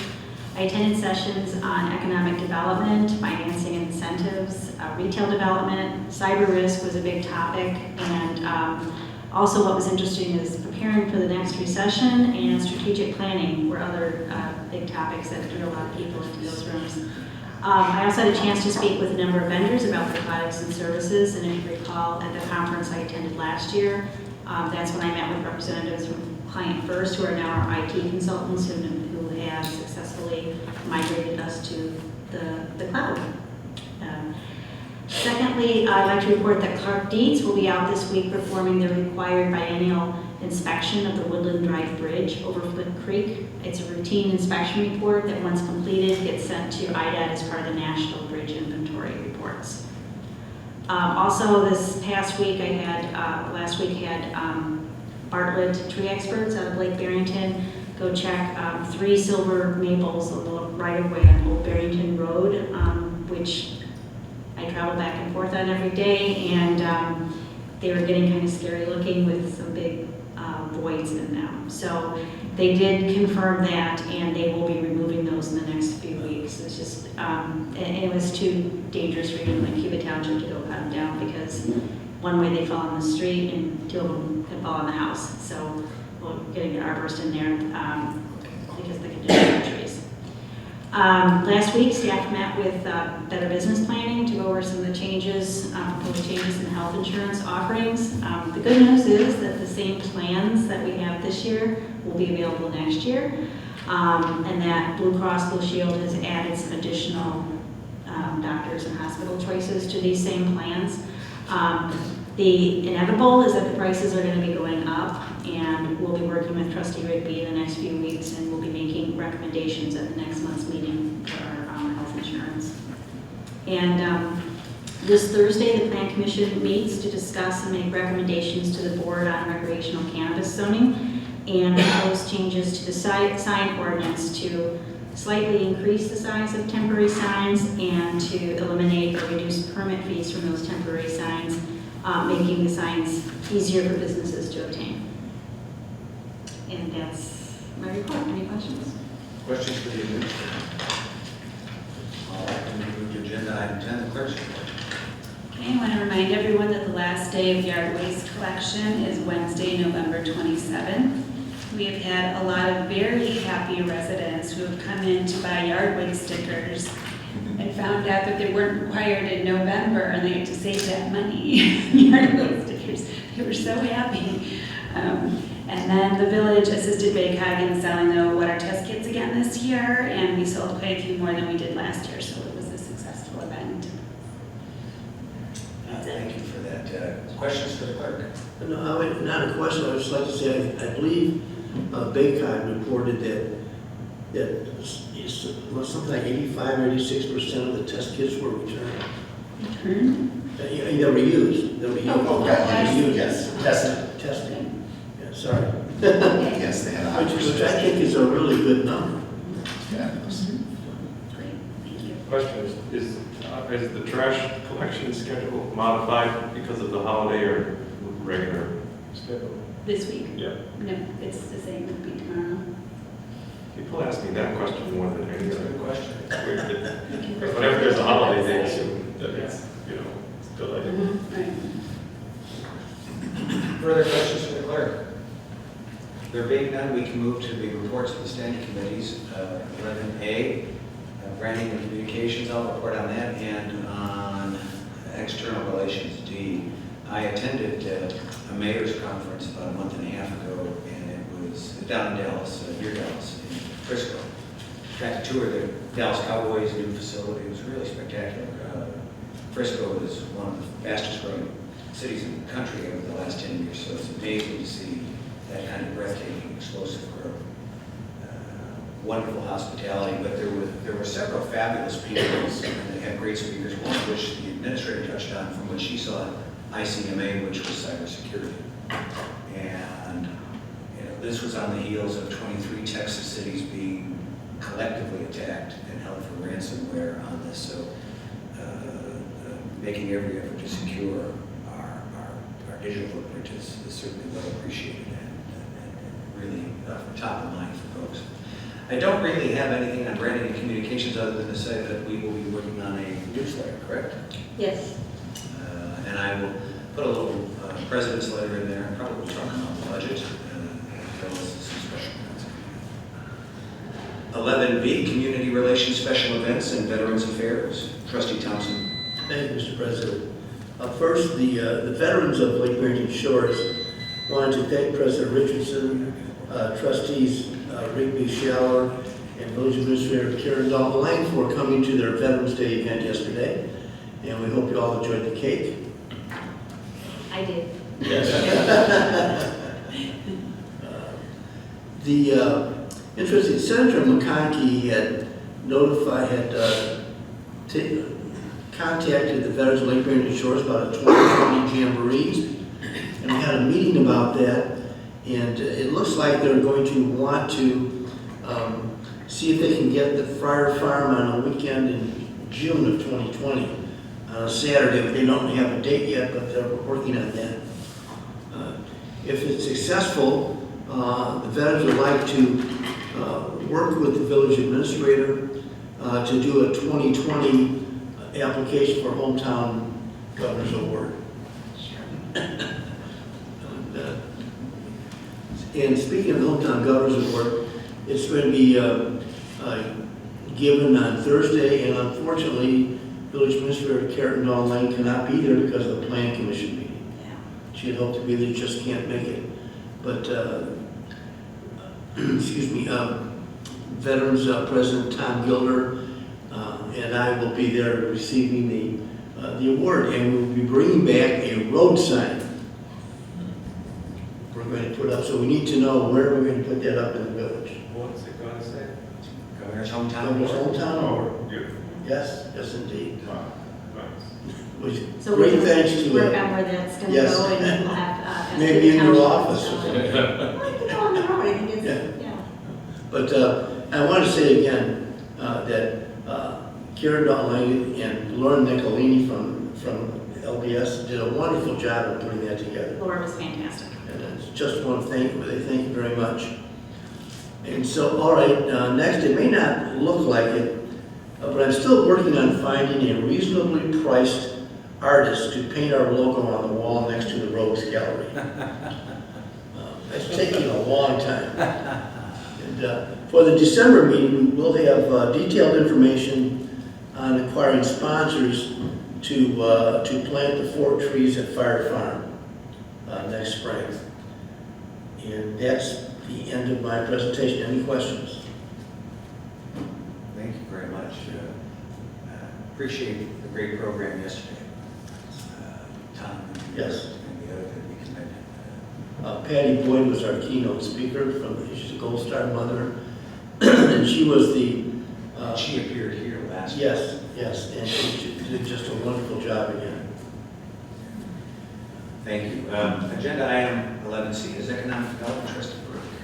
Excellent, thank you. I'd like to request Kathleen Scott from Scott Partners to join us for this part of the presentation. We are asking Ms. Scott to present to the board as our consultant and advisor partner on economic development, what we would call our quarterly update of activity that we've all worked on together. We will let her walk through that, and then we will open up to some color commentary from Karen and myself if required to do so in questions. So please introduce yourself And introduce your guest. and your guest.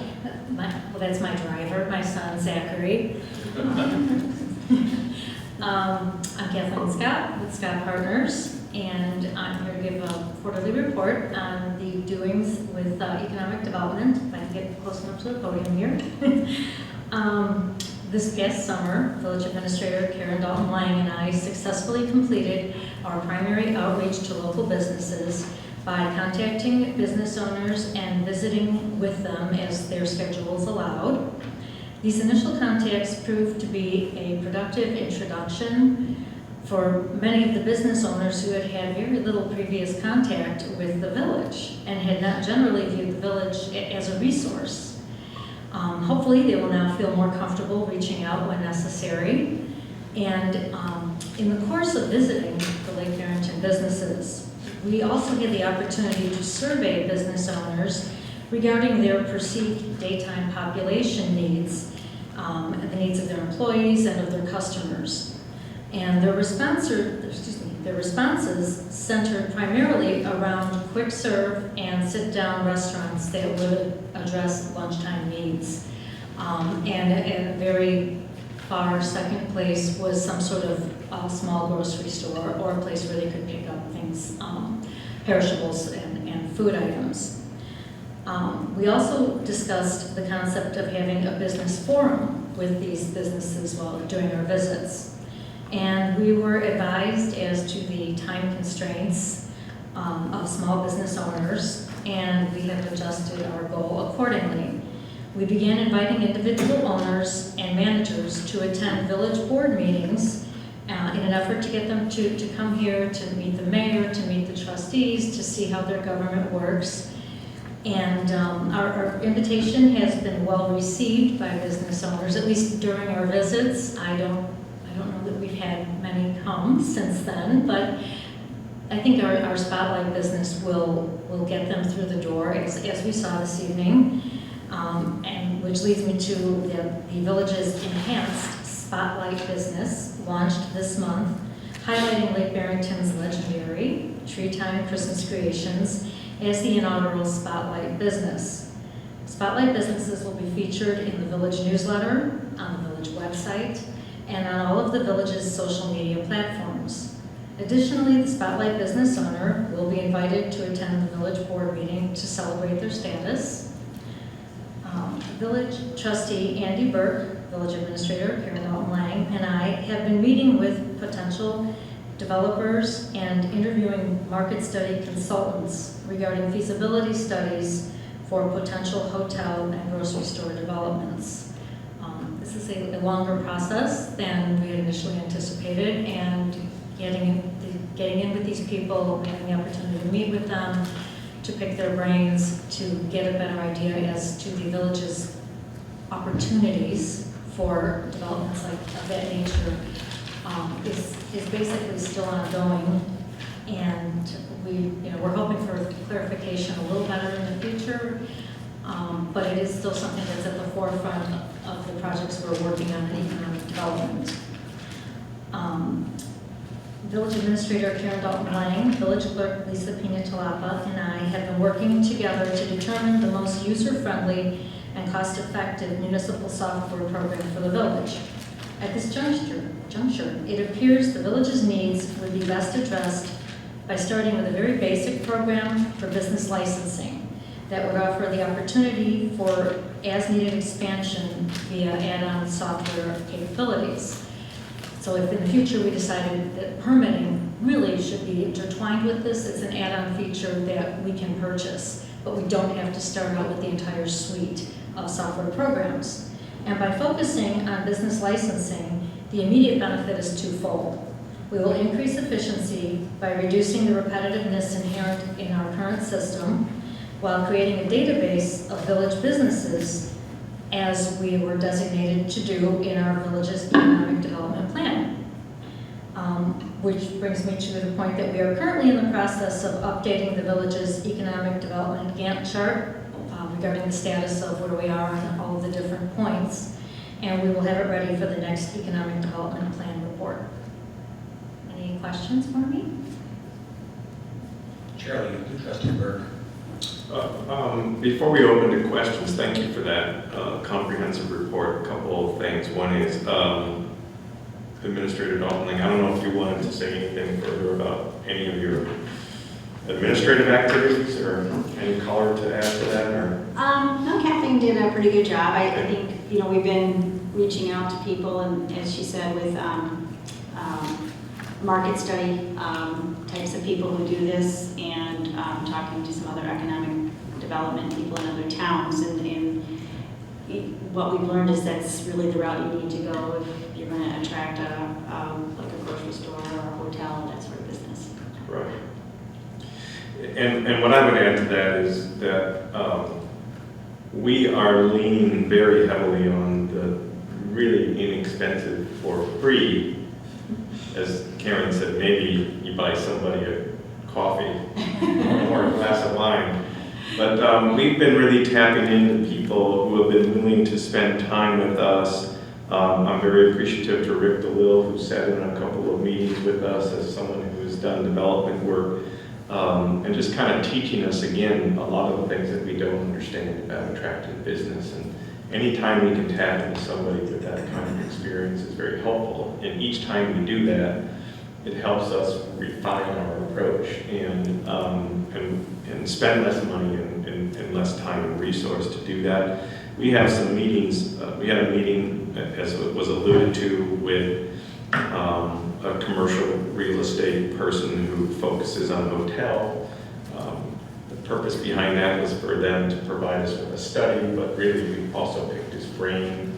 And the one quote that I wrote down in really big letters was, well, I think if Lake Barrington really needed a hotel, it would already have one. That was his quote. And I thought, well, that was worth the price of admission. And I asked him to explain what that meant. He says, well, you might think you have to chase these people down, but believe me, there are tons and tons of developers and brokers out there just looking for places to put the next hotel. And yes, you might need to do a little bit of enticement, but the reality of it is, if they thought that you had a really invaluable location that was just completely underserved, they'd have already found you. And that's good for us to understand, meaning that our circumstances are going to be, we'll have to approach it differently and determine the type of hotel that we need to fill the void and to fill the gap.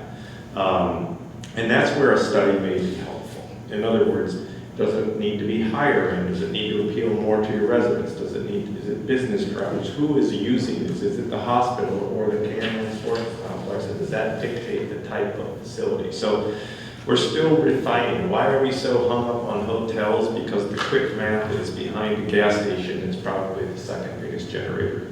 And we've learned that we have the ability, I don't want to say this wrong, but there's already an existing hotel or entertainment tax or something. There's an existing hotel tax available in our ordinance right now. Right.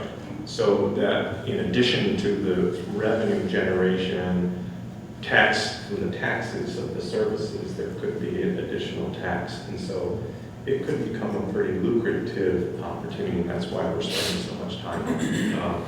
And you hear about that a lot, and the reality of it is there's really only a couple of places on Route 14 that something like that could go. So that's why you hear so much talk about Route 14, so much talk about hotel.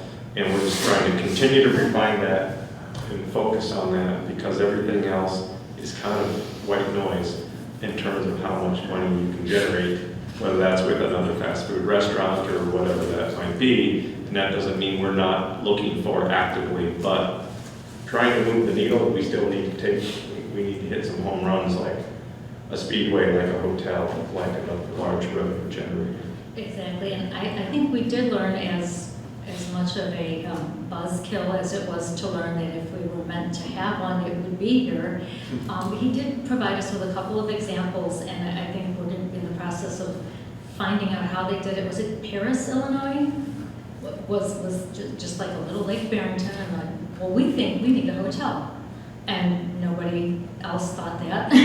So they went through a process that we're going to define, and they got a hotel. And my understanding from the consultant was that it was successful. Once they got it, they proved that they needed it. It was if we build it, they will come. Yeah. And sometimes they said, well, we're not going to be able to develop ourselves economically if there's no place for people to stay when they come. So we're going to just do it. And you're right. And you know, at some point we may come to you with this need for financing a study, but we're not coming to you with that because we haven't exhausted all of our free resources that are available to us. So we have meetings with other economic development heads in towns that are around us who are going to be generous with their time. So Karen has that through some of her contacts, I through some of mine. So we're still knocking on a lot of doors and learning is effectively what we're doing. And by those who are willing to teach us, who are, you know, out in front of where we are in terms of their economic development efforts. With that, open it to questions of Ken. Left with Trustee Mitchell. Sure, let's start here with Trustee Mitchell. I'm very excited, but I also think the realism that we're discovering in this process is worth the time and the money that's involved, because some of this is not obvious to us and some of it may be. You never know. I mean, finding out tonight that we had the company here with Butch and his company, I was like, Hello. you know, 300 employees. it's like, hello, before the village was even incorporated. Right. So there's a lot that we can learn, a lot that we can learn from, and I think leveraging every little bit that we put in that seems just like that quote, not necessarily very helpful, but actually profound. Mhm. It's going to be good. So thank you for your work. Trustee Thompson? Thank you, Mr. President. First of all, I think it's really important to know that the work that you've been doing is really terrific. And it's interesting to note that you really understand the fact this is a long-term process. Once we set up an economic development committee, we should not have expected people just be flowing in, to wanting to build here in Lake Barrington. So I hope everyone understands, the long-term work that has to be done for that to happen. And it will happen. It's just a matter of taking the time. And I applaud you for getting all the freebies you can. We're getting very good at it. And one last thing, when you were sitting back there, I said, what's the deal? Oh, I had rotator cuff surgery last week. And so, yeah. So I get this decorative piece of artwork. I can't believe how much it hinders me in talking. My Sicilian comes out because my hand is still, this hand is crazy. So, yeah, I didn't think about that till tonight. I thought, how am I going to talk? You've been very quiet. Yes. It happens. Don't give them ideas, they'll all break both of my rotations. Thank you. Have we been able to utilize, remember the college group that did the study, have we been able to utilize any of that information to? Oh, yeah. That's actually been quite well received. Yeah. And on another property on Northwest Highway, Lake Barrington Commons, Yeah. well, his comment was, what was it exactly? Something along the lines, I paid $10,000 for my study, and this report's a lot better, so he's using that to some potential buyers. He's had his property listed now. I think he provided a copy of it to his broker. Yeah. So I gave this to my broker. I didn't give him the one I paid for. Right. How's that doing, by the way? Lake Barrington Commons? It's on the market, and he's actively trying to sell it as a whole entity. Oh, yes. Yeah. I think it's just, he's got one small child, another on the way, and they don't live close. I think Sure. they live, I want to say the other side of the River Woods, maybe closer to the North Shore. I know they were moving. So it's difficult to provide enough on-site attention to the property, and I think He doesn't want to be a landlord anymore. Right, exactly. And it's just more work than I thought that he thought. I was just wondering, it was so well done, that doesn't make No, and we referred to it when we met with this broker, who made the comment about, it was interesting, he made the comment about, if a hotel should be here, it would already be built. And we countered with the Speedway story, like how we couldn't get a major corporation to look at us until we had a one-on-one relationship. So, so that's when we kind of said, oh yeah, well, you might want to look at Paris and what they did and stuff. So it's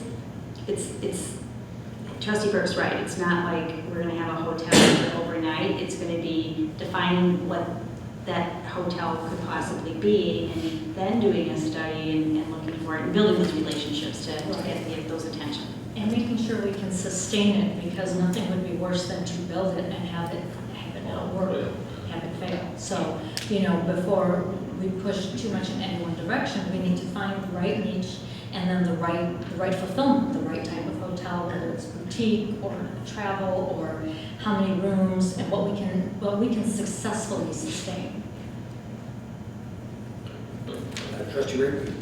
That was a nice presentation. I appreciate the in-progress review that you put together. So thanks. Kathleen, you've been a great contributor to the community for quite a while. We're very grateful. Hope your surgery recovery comes quickly. Very glad that your son could be here tonight to give Mom a helping hand. I put pictures on a dartboard, let the kids throw darts to see who drives Mom to where. Well, let me be specific in my praise. My colleagues here and those who work with me in the day know that I am a stickler for detail.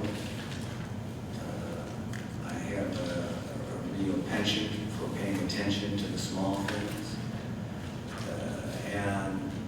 you are very, very good at getting granular. And that's something that I think is essential to success. You can have a brilliant strategy, but if the tactical implementation is flawed or failed, the strategy doesn't matter because you didn't pay attention to the nitty and to the details. And the devil is in the details on these kinds of things. And I appreciate the fact specifically that you're a self-starter.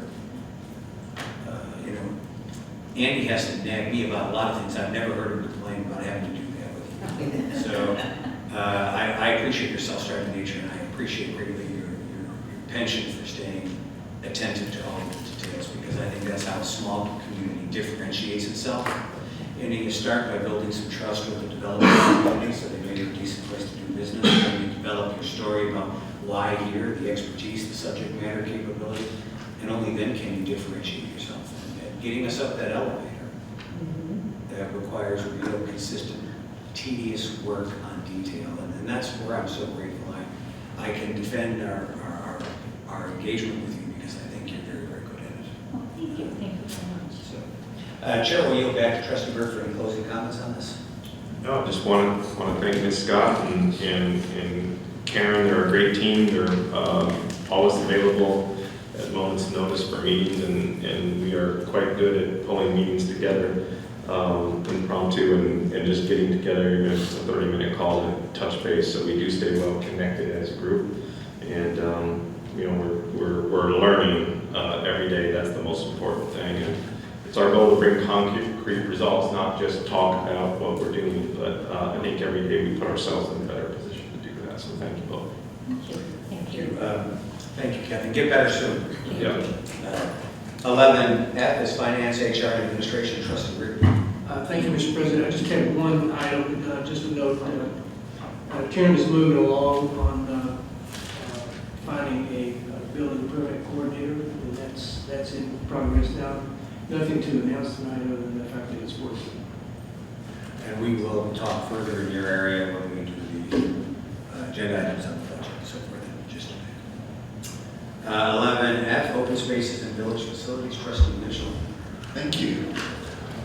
And also a big thank you to all of you and to Karen and to Mr. Thompson here for covering them during my absence for BayCog and meetings. Getting tired of that. I know you are. I appreciate it. I told you I'm buying you drinks. I'm going to do that big time. And Mr. President, if I might combine a BayCog report as well, please, because there's quite a bit that I feel the need, and I will probably skim over some things too quickly. First, in terms of me being open space, facilities, etc., I wanted to update you that I was not just sitting doing nothing or sailing or any of the other fun things, kayaking. I've had extensive experience this past summer with water and well problems, wells going dry, storage tanks, HVAC systems, landscaping, foundation retaining walls, drainage, septic. I'm now the proud owner of a Fuji Clean new septic system that puts out clean water at the other end because of environmental concerns. So building repairs that we're facing right now look really small in comparison. But I do want to thank Administrator Don Blaine for spearheading and keeping several of these things moving on the building, particularly the exterior of the building, and her own problems with water and septic and other things that we've been dealing with. So it's been a big job. We met with the landscape architect and designer this past week for the Featherling property. That is moving forward, so it has not been forgotten. Trying to incorporate the requirements of the ODFLAG grant and a sense of something that would fit on that parcel. And I think we have copies of that rough, sort of first stab at this or second stab at this. And I went back out to the property afterwards and spent some time walking around and sort of getting a feel for it. So I think we've got a lot of potential there, a lot of unknowns right now.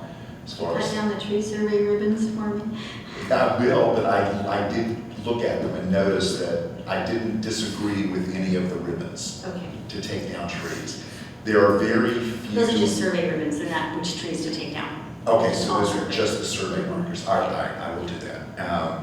So there's a question about what to do with the lot and not disturb as little as possible, but disturb what needs to be done to transform that property into something that's usable and appropriate for, passive recreation in the village. So we're making great progress there. I also opted then to go across the street to Friar Farm and look at exteriors of buildings again and some things there in the parking areas. And there's going to be some decisions we're going to have to make in the next couple of years as we look at some long-range planning as far as how much we're going to put into that property to maintain all of the outbuildings, if that's what we choose to do. The other thing is that, and this fits in perfectly, I don't know if you've noticed that one of our neighboring villages become a bee-friendly community in Barrington Hills, and is getting certifications and are doing quite a bit to help with pollinating bees. And at Friar Farm, I verified there are 2 mostly intact beehives stacked 4 trays. And I thought, oh, well, I'll just pop the top off of this. It was a bright sunny day, but it was very cold. And put the top back down quickly because it does have bees. Art Fryer is a beekeeper. Was a beekeeper. I'm sorry. Was a beekeeper, yes. So they're pushed back into the bushes there to the left behind where his house was. Right. And I've seen them and I thought, I need to go check sometime and see. So we do need to find, if any of you know people. I reached out to a couple beekeepers on that to see if anybody would want to come and volunteer. So far, no takers. Okay, and I'm going to spread the word down Barrington Hills to see that some parts of the boxes are still usable. I have a friend he's starting a bee keeping business in McHenry County. He might have an interest. Okay, so if there are bees he could use, which we don't want to lose, but we may have, but they can survive the temperatures. But I was like, oh my gosh, there's still bees in here. So that's something, because I thought, we need to clean this mess up. There's a couple of old bird fountains and bird baths and things started there. Yeah. It'd be nice if we could get somebody in there to maintain the bees there, because with the pollination of all the native plants that we have out in that area, it's great for that. So that's exactly what I was thinking. So that's wonderful. All right. In terms of BACOG, a lot of things going on, as Trustee Thompson mentioned, and thank you.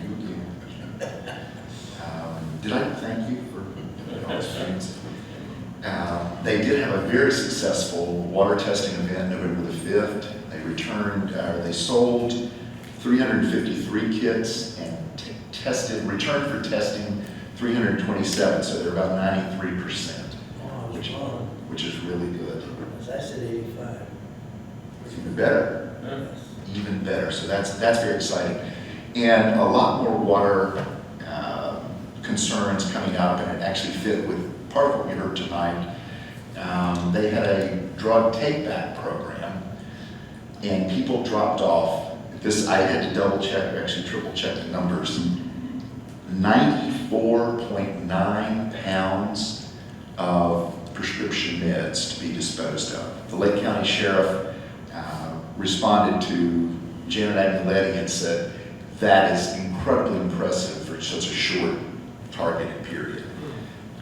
So the nice thing, and it's not just it gets them out of your medicine box, medicine cabinet at home, and keeps them away from grandkids or other kids or things being misused, as we talked about, but it keeps them out of the water supply. The pharmaceuticals are not filtered out by wastewater treatment plants, and they are not filtered out if they are disposed of down your drain in your septic system. They go back into the water table, eventually into the groundwater, shallow aquifers, which we have in this area. Well, the testing wells that we insisted upon when Tallgrass was built, I mean, they show it, that the improper disposal of those things shows up in the groundwater. And that groundwater then ends up back in the fin, which ends up in the river. Yeah, or back up in some of our wells. And that's the whole thing that's going on. The other issue is that by keeping these out and providing a reasonable return system that's not as complicated as it has been by using the drop box at Walgreens or some other liability issues, is that it keeps them out of the water and it reduces the pollution and the danger, because they're now several steps ahead, are finding that these pharmaceuticals are coming back, even microplastics back into breast milk that are coming through. And that's a whole other issue that we're not dealing with yet. Related to that though, BACOG in general agreed last week or week before, setting up semi-public and public wells as monitoring wells for the shallow aquifer. So these would be specifically, I just have to look at this, wells should be on property there's little potential for turnover in ownership. Access for testing is available year after year. Cemeteries, parks, conservation areas, schools, fire districts, community centers with a well, fire farm, that sort of place. So that these wells could be monitored once a year, a sample taken on the same day for all the wells that are like this in the Bangkok area, and then the information logged and followed. Because the issue with the shallow aquifers is that water gets there faster. And we have a lot of areas with the soil here that are barriers and keep certain things out so they don't recharge. But the areas where they do is the real issue. That's where we want to keep out the dangerous compounds, including the pharmaceuticals and the other things. So this is a program that will come to us as a board to look at and see if we have any available wells that could be done. The cost of the testing of $40 to $50 annually once a year, plus the divided up engineer's time to collect the water samples. They need to be non-chlorinated and flowing, have a running pump, faucet, spigot, or something to draw the samples from. So there's a potential. All of these things, if you envision sort of the crime map or the idea, let's look at everywhere and monitor. In this case, the more wells that we add that are pulling from this sample, that we're pulling the samples from, the better idea we have of the water changes, the water table changes, and all of these. So it's very helpful. So that's coming. Janet, just want to let you know, Janet reached out to me on that, and we're getting together, it's the first week in December, because by then 2 months we'll have mapped all the places. Yeah, to look at potential locations. So we can She's just so on top of this stuff. It's fabulous. Dry wells are another thing. And so sometimes someone may call the village or something and say, I've got no water, my well's gone dry, I've called, whoever company or whatever to come. We're going to ask all the villages that if you get those calls to get the information and refer it to BACOG so that we can start to monitor areas where wells have gone dry or having seasonal problems that are sort of up and down, for the same reason that we can chart where the water is underneath us. And then on an in-between note, related to BACOG, but more related to our efforts, I had the privilege of meeting with Mary Edley Allen last week, briefly, and was unable to meet, I think, when Mayor President Richardson met with her, and was very impressed. Feel like we do have a voice and someone who will listen, and was quite impressed. And I can't use the language she used as we were speaking, but she's not going to play the game in Springfield and has stood up on several occasions. They're now setting up a group of sort of freshman legislators who are banding together and sharing tips to be able to stand up to these things. And so it's a real good voice. I feel like we have a good line of communication for contacts and things that we might need. So on a positive note, that's the end of the reports. Questions for Trustee Mitchell? Do you know if LDS has ever been contacted about testing on their wells? Because we have two wells. I will find out. Yeah.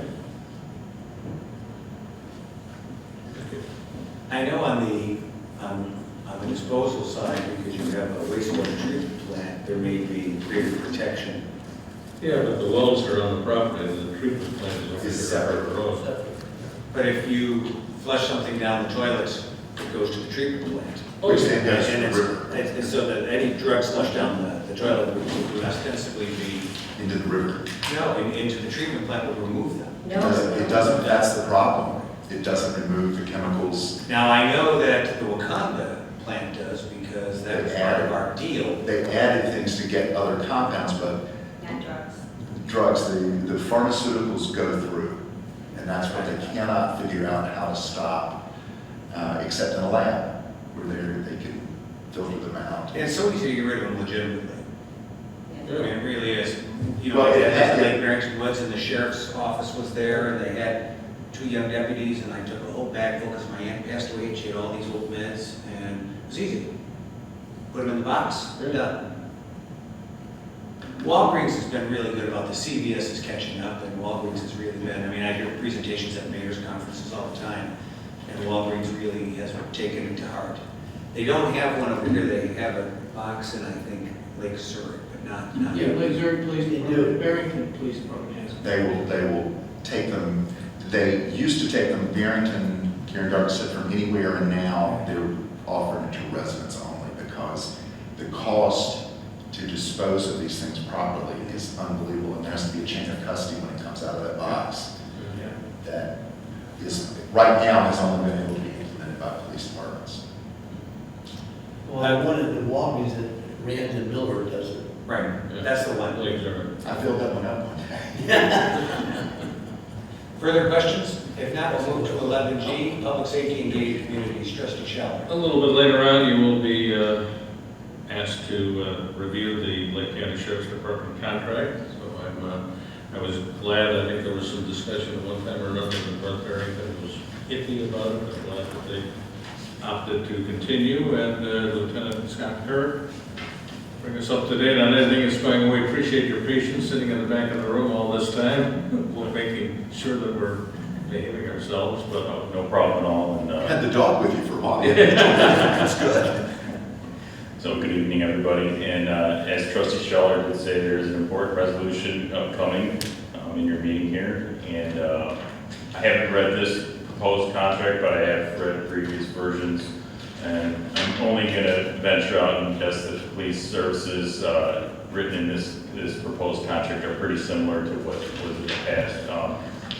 But I also want to add that in addition to the police services that you guys see in the contract, you're getting a whole lot more when you partner with the Lake County Sheriff's Office. The 24-hour day service from the on-site patrol is just one small part of what we offer. Just recently you had a meeting with our community services officer, Roman Buckberger. If there's ever any instance that require it, we have over 20 detectives in our criminal investigations division ready to respond 24 hours a day. Tactical response team, accident investigation. Several of our events technicians have served with the Major Crimes Task Force in Lee County, so that's just a small portion of what you're getting when you partner with us. So I look forward to our future partnership after tonight, and if you have any questions or concerns, I'm always available. So I think the recent activity in LBS remains under investigation. I believe the detective that was originally assigned to the most recent has left the department, joined the FBI, but we have, I think, Detective Anthony Martini, who is the detective who is looking into those activities. So I know there have been, I think Sheriff's Department sent out an email which included a website on Ring doorbells and the association the department has with that service. So LPS is looking at some restrictions about what you put on for your security camera, so it's not aiming at your neighbor. But it's and obviously the Ring shouldn't be aimed at the other wall, it should be at the entryway, so it's a matter of where you place it, but so far I think things are somewhat under control, and we appreciate it. Yes. Anything else you wanted to add at this point? I have nothing else tonight unless somebody. Any questions for? I just also wanted to thank Deputy Sheriff Buckberger. He was one of the ones who presented at the November 5th water sampling, or water return. Oh. And they were very happy. He talked about the medications, particularly what to do with them, not to dump them. And then also Dave McNichol. Yes. It was also very helpful to facilitate that process. So I think the openness to have them available to us in the Big Cog area and in our village is fabulous. So. And I think the additional services, I think sometimes we forget, we just think it's maybe a squad car roaming around here 24 hours a day, 7 days a week, but it is so much more that we benefit from, and we ought to take advantage of, obviously, some of the other services that are provided to us, if in fact we have a need to do that. So I appreciate it. Thank you. Thank you. Thank you. The Barrington Countryside Fire Protection District, like most of the fire departments, we talk about our tax levy. They have authorized going up 4.9%. They take their tax levy to the maximum when they talk about going forward. However, Barrington Countryside is the southern department servicing us. Wakanda is kind of the north part, although they work together. But you will recall Barrington Countryside was looking at building a third station down by Prairie Middle School, and that got zoned out of existence. So they are now looking at other property a little bit further south there that would actually result in a larger fire station, which they would call station number 3, which would be staffed by 3 full-time people once it is constructed. Also, I've mentioned this a couple times. We had a resident of Lake Barrington Shores that had one of the most fantastic miniature fire equipment displays in his home, and he's moving to Lake Barrington Woods. I suggested to him and to Lake Barrington Countryside, maybe you ought to talk to this individual, because it'd be a shame for it to be a waste. They took over the entire collection, and they had a company build a fantastic case in their meeting room, and now have many of these things on display. So it's kind of neat that a display that started in Lake Barrington is going to stay in Lake Barrington, close to the people that live in Lake Barrington Woods, can be appreciated by people in the area. So it's kind of a neat deal. Wakanda Fire Department, I go to both their meetings, and the district has hired 5 new part-time firefighters. Obviously, you heard from them, and they're very appreciative of the fact that Administrator Dalton Lane came up with the idea of what to do with that money. And as you can see, the piece of equipment is phenomenal in what it does. Well, Debbie told me we had the money, so I had to spend it. Debbie never said It's in the budget, so we had to spend it. Well, I appreciate it either way, however that materialized. As far as gated communities, I'm trying to reach out to Abby Kane, who is the new sales agent for Tallgrass. They keep getting busy signals and everything else, but their website indicates that they have 7 new homes, 3 immediate for move-in, ranging in price from $559 to $699, size from 3210 to 4519. I presume the season's probably getting quiet, but they're moving some properties. I don't know if they've had any more permits lately. That was the whole thing. As far as LBS, we've had 75 sales here to date. We had 100 last year. Average sale price is about $270,000 out of those 75. And the Veterans Day was a fantastic event, which, as Trustee Thompson has indicated, and Trustee Rigby was there to give an award to one of our new residents. Just a neat organization, a neat event, extremely well done, open to the entire community, which I hope someday will get even more non-LBS residents to attend Memorial Day and Veterans Day. But just a great event on a lousy morning. If you'll recall how Monday was after the snow, I didn't think anybody would show up, and yet place was packed? We had almost 60 people. Yeah. 60? Almost 60, yeah. Yeah, we had people out in the hallway too. 60? No, 40. You had 40. Hey, No, it was. you eating all that cake. It was 40, no, seriously, it was 43. Yeah, it was. There were more. What? There sure were more than. No, it's fine. And we had all those chairs.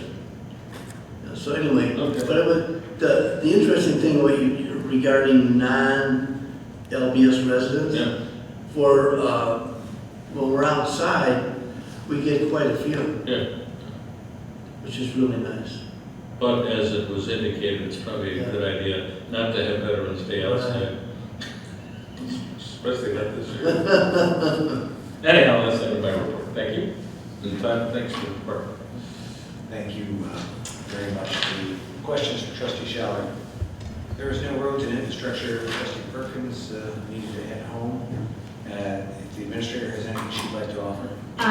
As previously stated, our crack seal program is completed for the year, and then Cuba Township, weather permitting, might be doing some more patching, but with this weather we've been having, I'm thinking that the asphalt plants are going to probably close sooner rather than, normally they close around Thanksgiving, so I have to circle back with TJ to see if these guys are going to be taking the patches this year. We just got together a few weeks ago to talk about them, so I'll find out and report next month if any of them have been done. Otherwise, we've got some spring patching to do. Thank you. You're welcome. There is no old business, so we can move to the ordinances. We've done 13A, 13B. I want to kind of set this up. 13B is the sales tax ordinance, and then 14A is the tax levy, and 14B is the intergovernmental agreement for contract police services. And they kind of logically link up together. Anyway, we talked about this in executive session, and God bless the press when you show up and pay attention to this. We're grateful for your interest, and we're grateful for your opinion. Executive session. Oh, I'm sorry, Committee of the Whole. Thank you, Committee of the Whole. I appreciate Council correcting me. Committee of the Whole, not executive session. Prior to this, and we had a chance to talk about village finances going forward, village finances in the past, and one of the main drivers of our budget and one of the most important things we provide to the public is police services. So I like the fact that they lay next to one another on the agenda because we can kind of consider them that way. Some of this was discussed in the Committee of the Whole, but for the benefit of the record, at the foundation of this, for the last 8 or 9 years at least, the view of this board and its predecessors has been that, at the end of the day, this is not the village's money, it's the residents' money. And so we've always had a bias, a heavy bias, for doing everything possible to keep the assessment as low as possible because it's not our money, it's the residents' money. We have worked also, however, to be very prudent and establish a rainy day fund of approximately 60%, Peggy? Yeah, 7 months. Okay, 7 months, thank you. Of annual operating expenses. In good years, when the revenues have been higher than expected, we provide what is a de facto rebate, tax rebate by accelerating road and culvert repair. And that really reflects a lot of public input that has shown the public is very much in support of that kind of approach. We've been proud of the fact that we haven't had to raise the residential assessment in almost half dozen years because of our bias of keeping it as low as possible and letting people hang on to their hard-earned money for as long as possible. We are certainly among one of the few communities that can point to this kind of success over the past decade or so. The challenge going forward is that while we've held the line on the assessment for many years, the three prime principal drivers of village budget and operations have increased.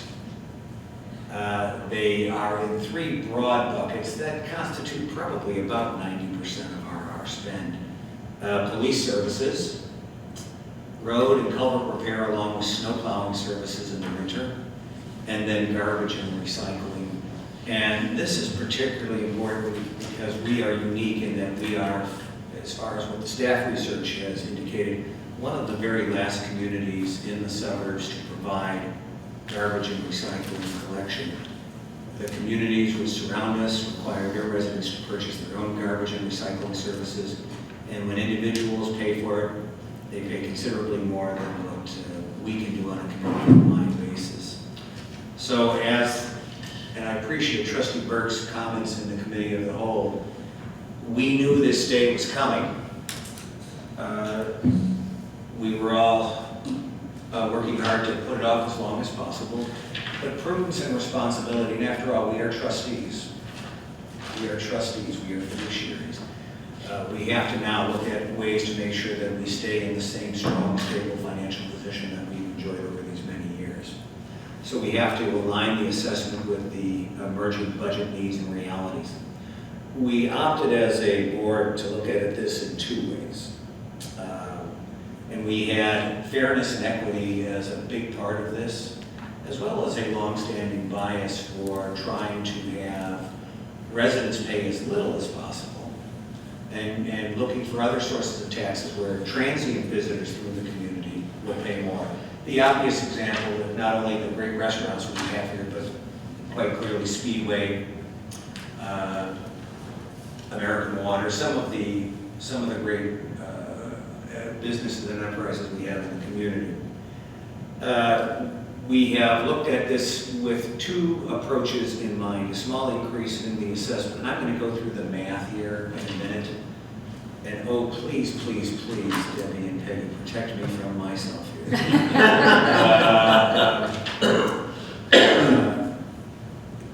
There's going to be we are looking at an increase in the assessment to cover what is, as a practical matter, this is not official, but this is the way I've kind of framed it in my own mind, to look at trash and recycling services, because residents are the beneficiaries of that, and they still come out to the good. We can no longer pay it completely, so we need to have residents assume that cost, but we will do it for them as a way of giving them the best possible deal they can get. And then the second part is a sales tax increase of 0.5% to cover really road repair, snow plowing, police protection. And that's paid every time a visitor comes through and fills her or his tank at Speedway, or has dinner at Zaza's or the Onion Pub, or buys a water heater, or get a cup of coffee at Pepper Park. So the notion is, and I appreciated Trustee Mitchell's comments about this, equity is important in these situations. So we struggled to make sure that we divided the burden and assigned it as properly as possible, and that we kept in mind an objective of keeping the increase to residents as low as is possible. And so it's this combination of an assessment, an increase in the assessment, and a sales tax that will allow us to continue to meet our primary responsibilities. The good news is we have a very, very small discretionary part of our budget, and that's mostly the salaries and benefits we pay for our outstanding village staff. They do a marvelous job, and they are worth their weight in gold to us, and we are grateful for their fine service. We seek to pay competitively, and we seek to provide benefits competitively, and I believe through Trustee Rigby's tremendous efforts in this area, we have worked with some great consultants backed up by our treasurer and our village accountant to make sure that we've got the right programs and the right packages in place. So all is secure in Lake Barrington, and the future looks bright, and we are going to align our operations with the emerging realities. The bad news of having a tight budget in terms of discretionary funding is when your big budget drivers are three things that you cannot control completely. Because police services are dependent upon collective bargaining agreements and so on and so forth. Same with garbage and recycling. They've got a big problem in that industry, as we've heard in this room from representatives about a lot of the trash recycling now China will no longer take, so the industry is really scrambling to find alternative locations and sites for it. And road repair and culvert repair, there is nothing, it seems, that is immune from price increases. And so we are reacting to this, I think, in a very thoughtful way. Now, protect me here, because I think I got this right. Currently, when I open my tax bill, and I look at the village lines, there are really two items. One is the assessment for village operations, and the other is the assessment for the open space bonds. That's $163, the open space bonds, on average for the average home in the community, single-family home in the community. So you can almost take that out in terms of the calculation here. So the Lake Barrington tax assessment has always included open space bonds at 163 and 249 for operations to get us to, oh golly, I thought I had this so well lined up. 411. Yes, thank you. 412. 412. And so the additional assessment of 153 will be split between residents and businesses, residential and commercial, with the residents having about 88% and the other 12 or so in the commercial sector. That's simply because of we have a small business park. We don't have a large business park. We don't have a big shopping center. Are these numbers based on about a $500,000 home? Yes, thank you for that. This comes from the treasurer's memo on this topic, which I'm very grateful for, that helps explain this. So the business levy will be mitigated in future years because the special service bonds will be retired, and so those expenses for our businesses will come down, so the increase for them will be mitigated by the retirement of the old water and sewer bonds that Jim and I worked on with Connie 20 years ago. Wow. What did Fred Sanford say? This is the big one? Either of you are old enough. So we are looking at High school. yeah, oh God bless. I sure didn't have the gray hair. So we're looking at a tax ordinance and a tax levy resolution, and then a separate related item that will follow independently is the IGA for contract police services, which we share with our neighbors in the village of North Barrington for the purpose of pertaining to Lake County Sheriff. And I agree with the comment made by the officer earlier. I think it is a very good deal for small communities to outsource their law enforcement like we do. I think we get the best deal possible with that. Steve, do you have any questions on this? Because it's, you stay to 9:20 at night, and we ought to have another shot at this. No, I mean, everything's, I mean, you explained it again the way you did in committee of the whole. I got all the numbers. Great. Yeah. Great. Well, thank you. I wanted to make sure because you did your penance and you stayed late. Chair, another hour gets on the commission. Yeah, stay much longer.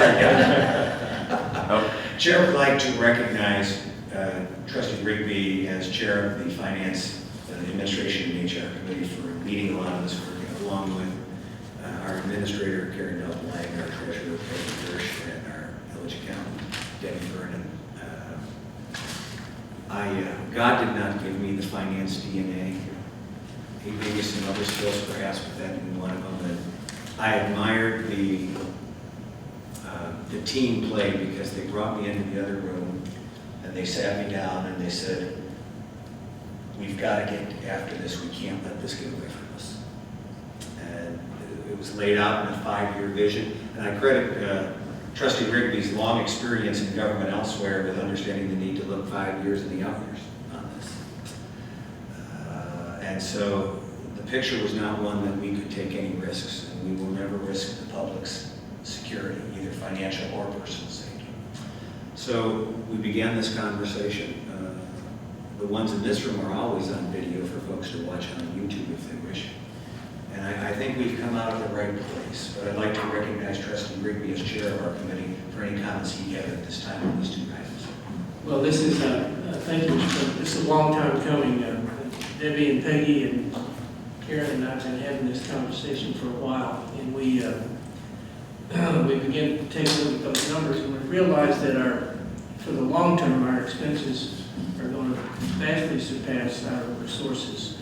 and that's going to start in the next year or so. So we needed to do something, and so working with, particularly with Debbie, but Peggy as well, we sat down and began to work the numbers out and realized that we had to take this kind of action. So we got with the president of the board and sat down and we determined, he determined, yeah, we got to do it now. So here we are.